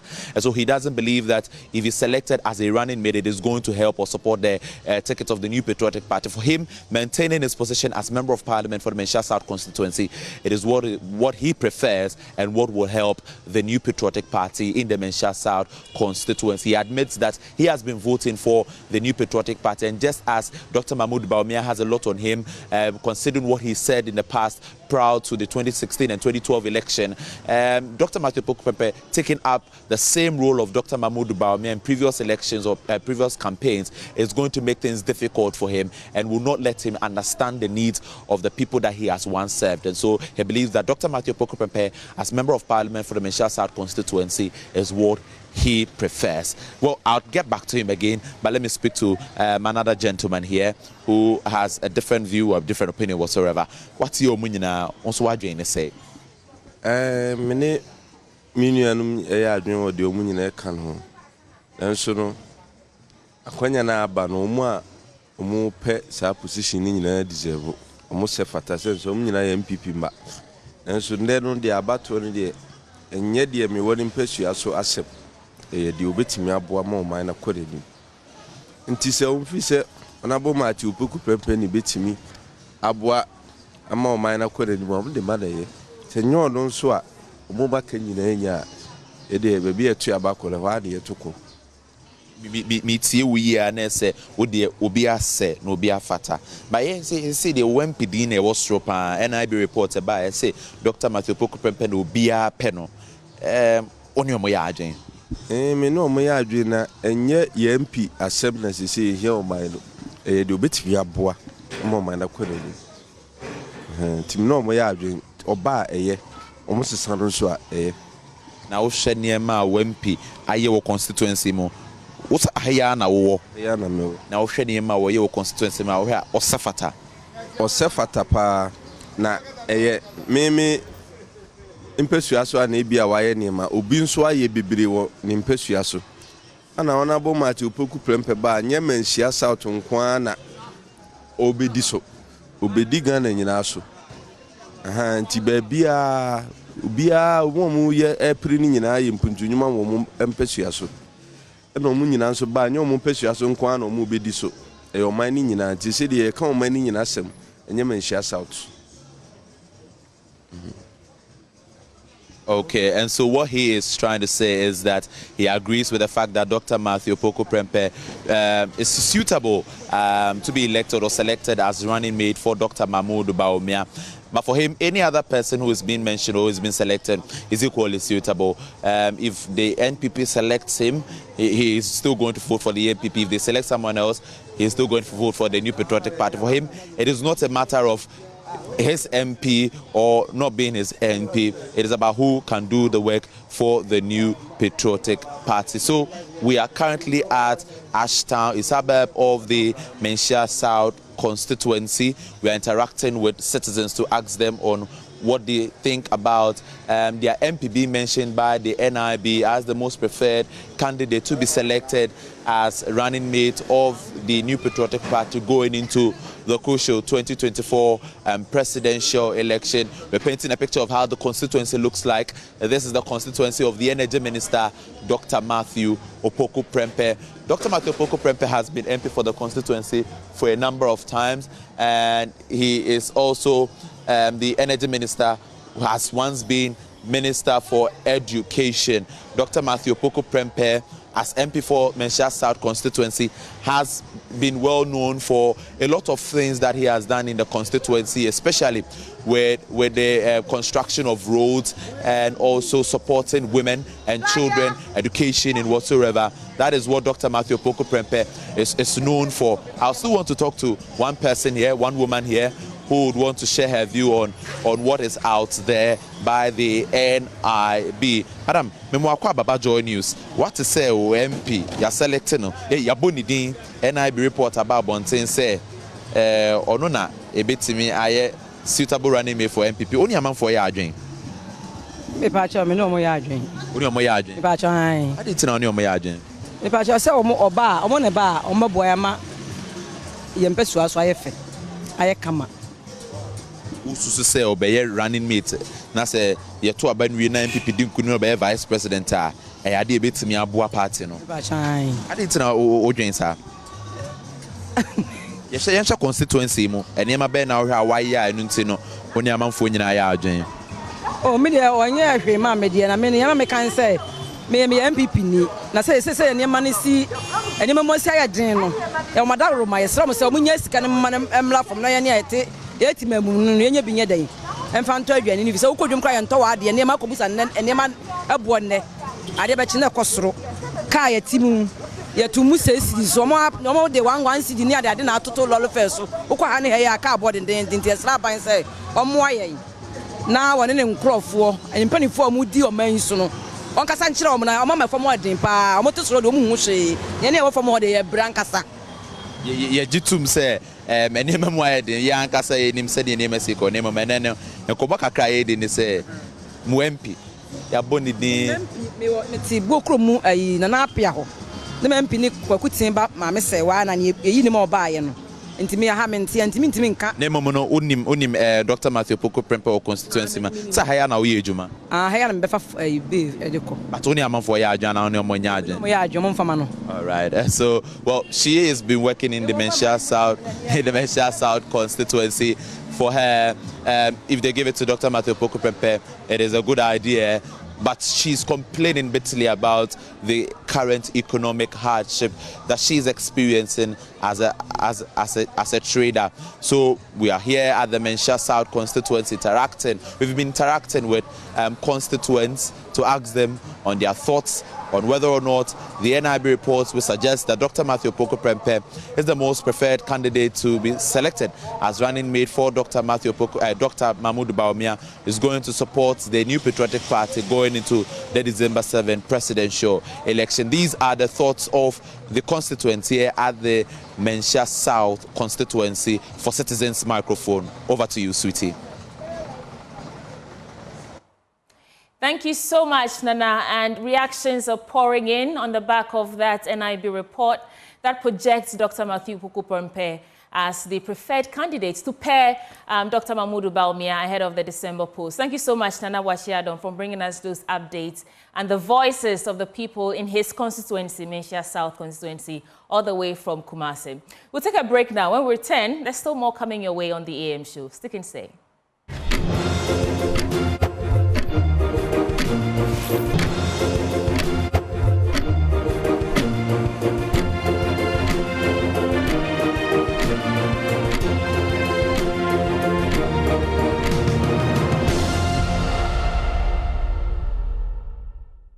Welcome back on the AM show. Now, we at the Multimedia Group are proud to announce that we are the official free-to-air radio broadcast rights owners of the Euro 2024. We will deliver live commentary on selected games, including the opening game and the final, with our team of talented commentators and analysts on Joy FM, Love FM, Hits FM, Adom FM, Inshira FM, and Asempa FM. Apart from the live radio commentary, the Multimedia Group has also curated custom Euro 2024 shows on radio, TV and digital, as well as live viewing events, all aimed at delivering unparalleled experience of the competition to our audience, you, our discerning audience.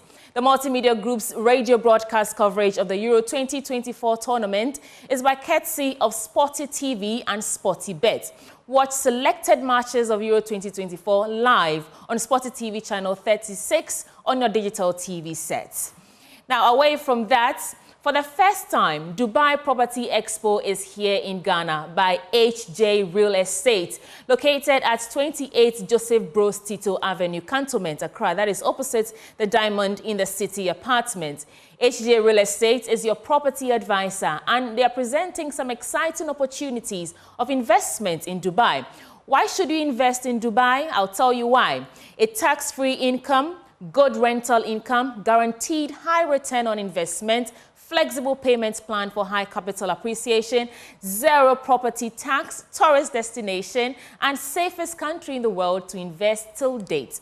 The expo is coming off on the 21st and the 22nd of June 2024 from 10 a.m. to 8 p.m. each day. So book now and contact them for more information on 053-758-6262. You can also WhatsApp them on 053-758-6262. Their website is www.hjrealestate.com, and you can also find them on Facebook, Instagram, and YouTube at HJ Real Estate. HJ Real Estate, your trusted partner. Now, coming up next on the AM show, we have AM Business, the Director of Economic Research at the Institute of Economic Affairs, Dr. John Kwache, is pushing for the formation of a fiscal council to ensure a prudent implementation of fiscal rules to monitor the national budget expenditure. He disclosed this when talking to Joy Business's Winston Taki. This is AM Business. The fiscal council is like if they were in place, together with even the rule. There were two things, a rule and a fiscal council.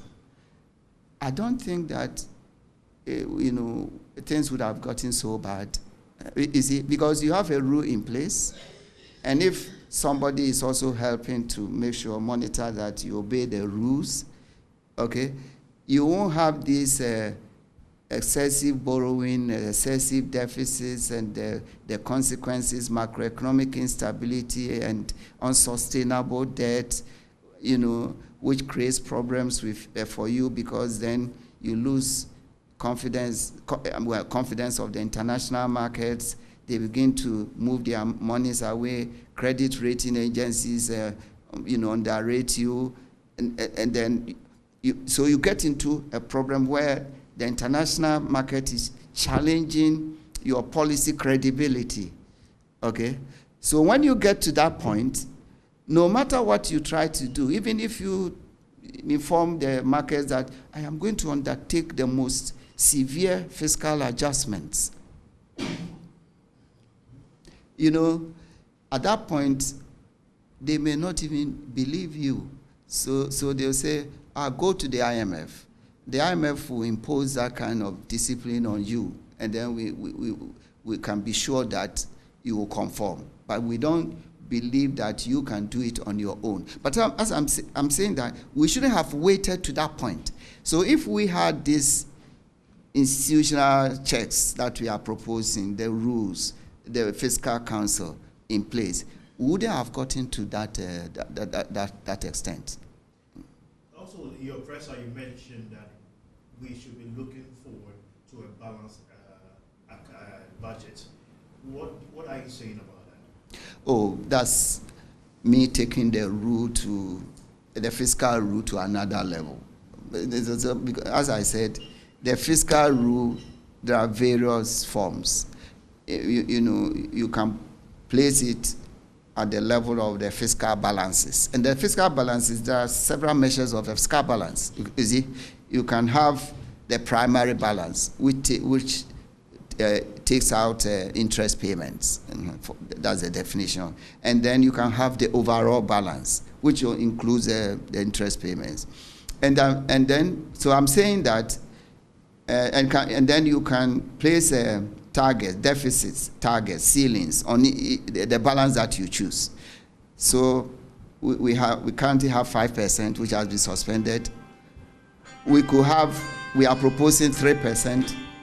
And then the balanced budget will means that it's 0%. Do you get me? Now, moving from 5% to 3%, some people are saying that even that is too restrictive. But I'm saying that, for me, if I had my way, we will have just 0%. In other words, balance the budget. You spend as much as you collect revenue for. That is the most disciplined kind of situation. There will be no deficit. The problems that are associated with the deficit, the financing, the debt creation and all that will be eliminated. The question is whether that is reasonable. I mean, and even not reasonable, realistic. Not reasonable. The word is whether it is realistic. And I'm saying that if I look at our revenue potential in this country, you know, the revenue that we don't collect is a lot. We don't even have to increase tax rates.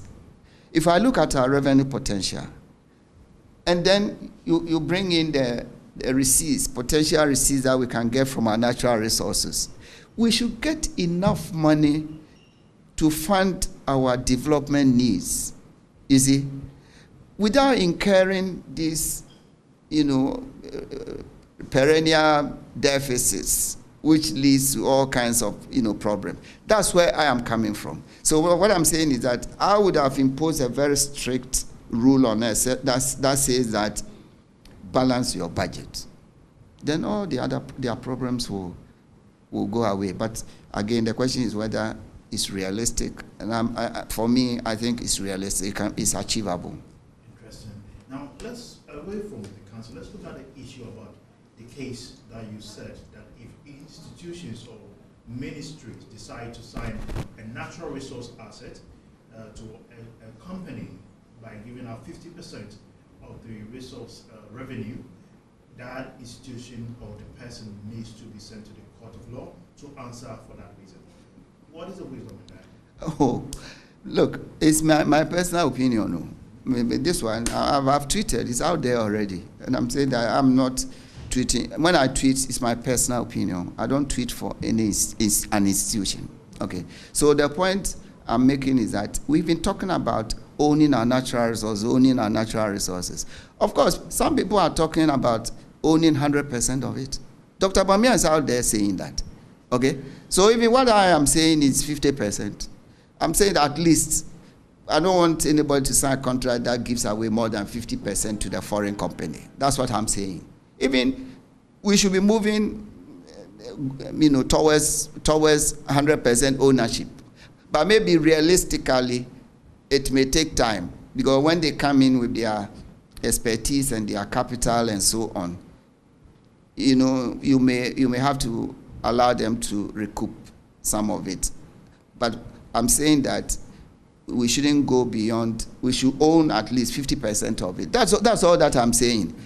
And so if somebody, a minister or a public official, signs a contract that gives away more than 50% of it, of our natural resource to a foreign company, I'm saying that in effect he's causing financial loss to the state. That's how I see it. You may agree with me or you may not agree with me. That's my opinion. And I put out these opinions there so that they generate a debate. Some people can come out and say, "Yeah, Dr. Kwache, maybe you are right, we support you." Others will say, "No, you are going too far." Then we debate it. Interesting. A lot of the political candidates are on the campaign trips, raising policies, raising issues, both the NDC, NPP, and any other political party. At the moment, what do you perceive to be the key central issue that should be a focus, first by the politicians and also the electorate? Oh, the issues, the key issues, we all know them. I mean, probably I will place corruption on top. Of course, the economy. And the economy mostly is macroeconomic stability, because that's what has eluded us. And if you don't create stable conditions also, you may not be able to achieve the other economic growth and all that. So economic stability is important. But there are longer term issues like economic transformation, which we have been talking about forever. Even when I say something is long term, you see, it doesn't mean that we should wait to do it in the future. If something is long, will take a long term to, bear fruit, you should start from today. We should have even started from yesterday. So even if it's transformation, we should have started.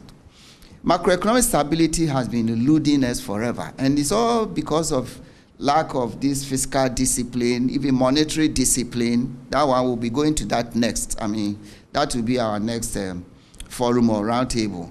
So in terms of the key issues, of course, corruption, the economy, macroeconomic stability. We need to do something. Energy. Energy is so critical, because look at the instability in our energy supply and all that, and then the debt overhang in the sector that has to be dealt with and so on. Agriculture, for me, is also something that we need to address. How come that we with all the resources that we have, arable land and so on, we cannot achieve food security for this country, and food is so expensive. If you look at the CPI basket, 44% of it, the weight, 44% weight is food. In other words, what he's saying is that on average, every Ghanaian, your monthly expenditure, 44% of it goes to food, and the rest goes to all other things. It's not acceptable. What happened to planting for food and jobs and all those, projects and programs? So food, agriculture. In fact, the thing is that Ghana, it looks like, because of the situation of the economy, everything seems to be important. Do you get me? Infrastructure. Even people are talking about education, health. You see, everything is important. But in that hierarchy, we should do, because corruption steals money from the rest of us, and then it goes into private pockets, and it causes a hardship to the masses and so on. If we were to check corruption, I mean, most of the resources that we lose, the funds that we lose to private people, could have come to the public coffers and help people. And then, as I said, energy is another problem. Infrastructure, education, and so on and so on. What would be your assessment of this government, especially in terms of corruption? Oh, I didn't know that this question would come up. Corruption. We all know the indices, they published, the corruption perception indices, and they tell us what the story is. So, you don't need anybody to tell you. The perception out there, if you go and ask the ordinary Ghanaian, will tell you that we have not gotten anywhere. Of course, what you can credit this government is, establishing the institution, the public prosecutor, is it called independent public prosecutor? Is that it? Special, rather. The special prosecutor's office. Well, that's something that you say is a good thing, fulfilling the promise that he made, created it. But you see, if you create just the institution and, you don't empower it to be able to work, then what really are you doing? You just created the institution. Because I looked at the Special Prosecutors Act, and already I said, it has very serious flaws. First, the special prosecutor must be identified by the Attorney General. And then he must be appointed by the President. Okay. So already the guy is so connected with Attorney General, and the President also appoints him. Now, his funding also comes from the executive. I didn't see that the special prosecutor's funding even comes directly from the consolidated fund. So already, the system is flawed. You are not empowering it to be able to, And then I think that, one thing I forgot. To do his prosecutions, he has to go through the Attorney General. Attorney General has to approve his prosecution. Why did Parliament even agree to put that kind of structure? Already you have rendered the office impotent. So even though they managed to put this structure in, it's not working. And then we have had several instances of corruption incidents and practices where we investigate, but we don't get anywhere. Somebody has said that if you want to really measure whether you are tackling corruption, you are addressing corruption, you look at the number of prosecutions, people who are being prosecuted and have been convicted and jailed. Dr. Kwashe there from the Institute of Economic Affairs, bringing you all those details on AM Business, kindly brought to you by EcoBank, the Pan-African Bank. Now, attention all HD Plus subscribers. Starting from 13th of June 2024, SES HD Plus Ghana will provide HD channels free-to-air TV homes at no cost. This means that all users of the multi-TV platform will have access to HD channels without paying HD Plus subscriptions. There are some key notes to remember. One, as of the 16th of April 2024, no new HD Plus subscription purchases or activations will be available. Existing HD Plus decoders will receive free-to-air channels until the 13th of June 2024. That's past. Now, subscribers with active subscriptions beyond the 13th of June will be compensated. Such customers will be contacted by the HD Plus number 0242 439 872 from the 30th of April. Such subscribers are encouraged to call the HD Plus number again, 0242 439 872 from the 1st of June 2024. Now, from the 30th of May 2024, update your HD Plus decoder to access the new free-to-air HD channels. Support will be available until the 20th of June 2024. That's today. So kindly look out for the over-the-air software and upgrade your decoder upon release of the software. Users of compatible Samsung QLED and UHD integrated TV sets should note that the My HD Plus TV app and My HD Plus mobile app will not be available from the 30th of May 2024. So to redeem subscription compensation, 1. Confirm your HD Plus number. 2. Provide a valid Ghana ID and a mobile money number by the 30th of April 2024. HD Plus will issue the last batch of compensation by the 20th of June 2024. Again, that's today, and will not be liable to make any payment if subscribers remain unreachable or do not follow up with the call center on 0242 439 872 before the deadline. They thank all cherished customers for the patronage, and they're ushering in a new era of television in Ghana, ensuring that accessibility and quality entertainment go hand in hand. Remember that's today, so if you fall in that category of people, please do well to reach out to the numbers. Now escape to the Royal Cozy Hills Hotel. That's a Europa, Dubai. You've seen the rest, now it's time to see the best. Take a break from work and take a break from the South. The Royal Cozy Hill Hotel, that's at Europa, Dubai, is the best place to relax, rewind, and re-energize. It is away from the stress of the South. What awaits you when you go to Europa, Dubai?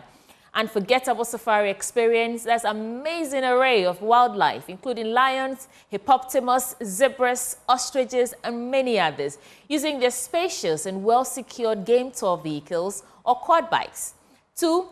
Water sports such as jet skiing, boat or canoe rides, among others. 3. Various family games to keep you and your family excited and entertained all day long.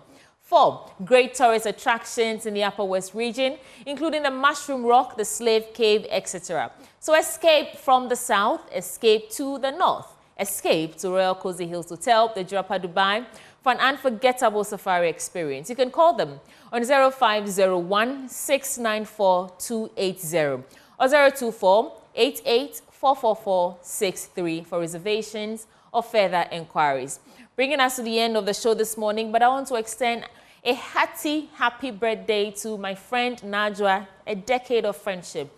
You are an amazing woman, a gracious woman with a heart of gold. Today being your 30th birthday, ushering you into the 3rd floor, I wish you God's unmerited favor and ending wealth and happiness. Stay blessed, darling.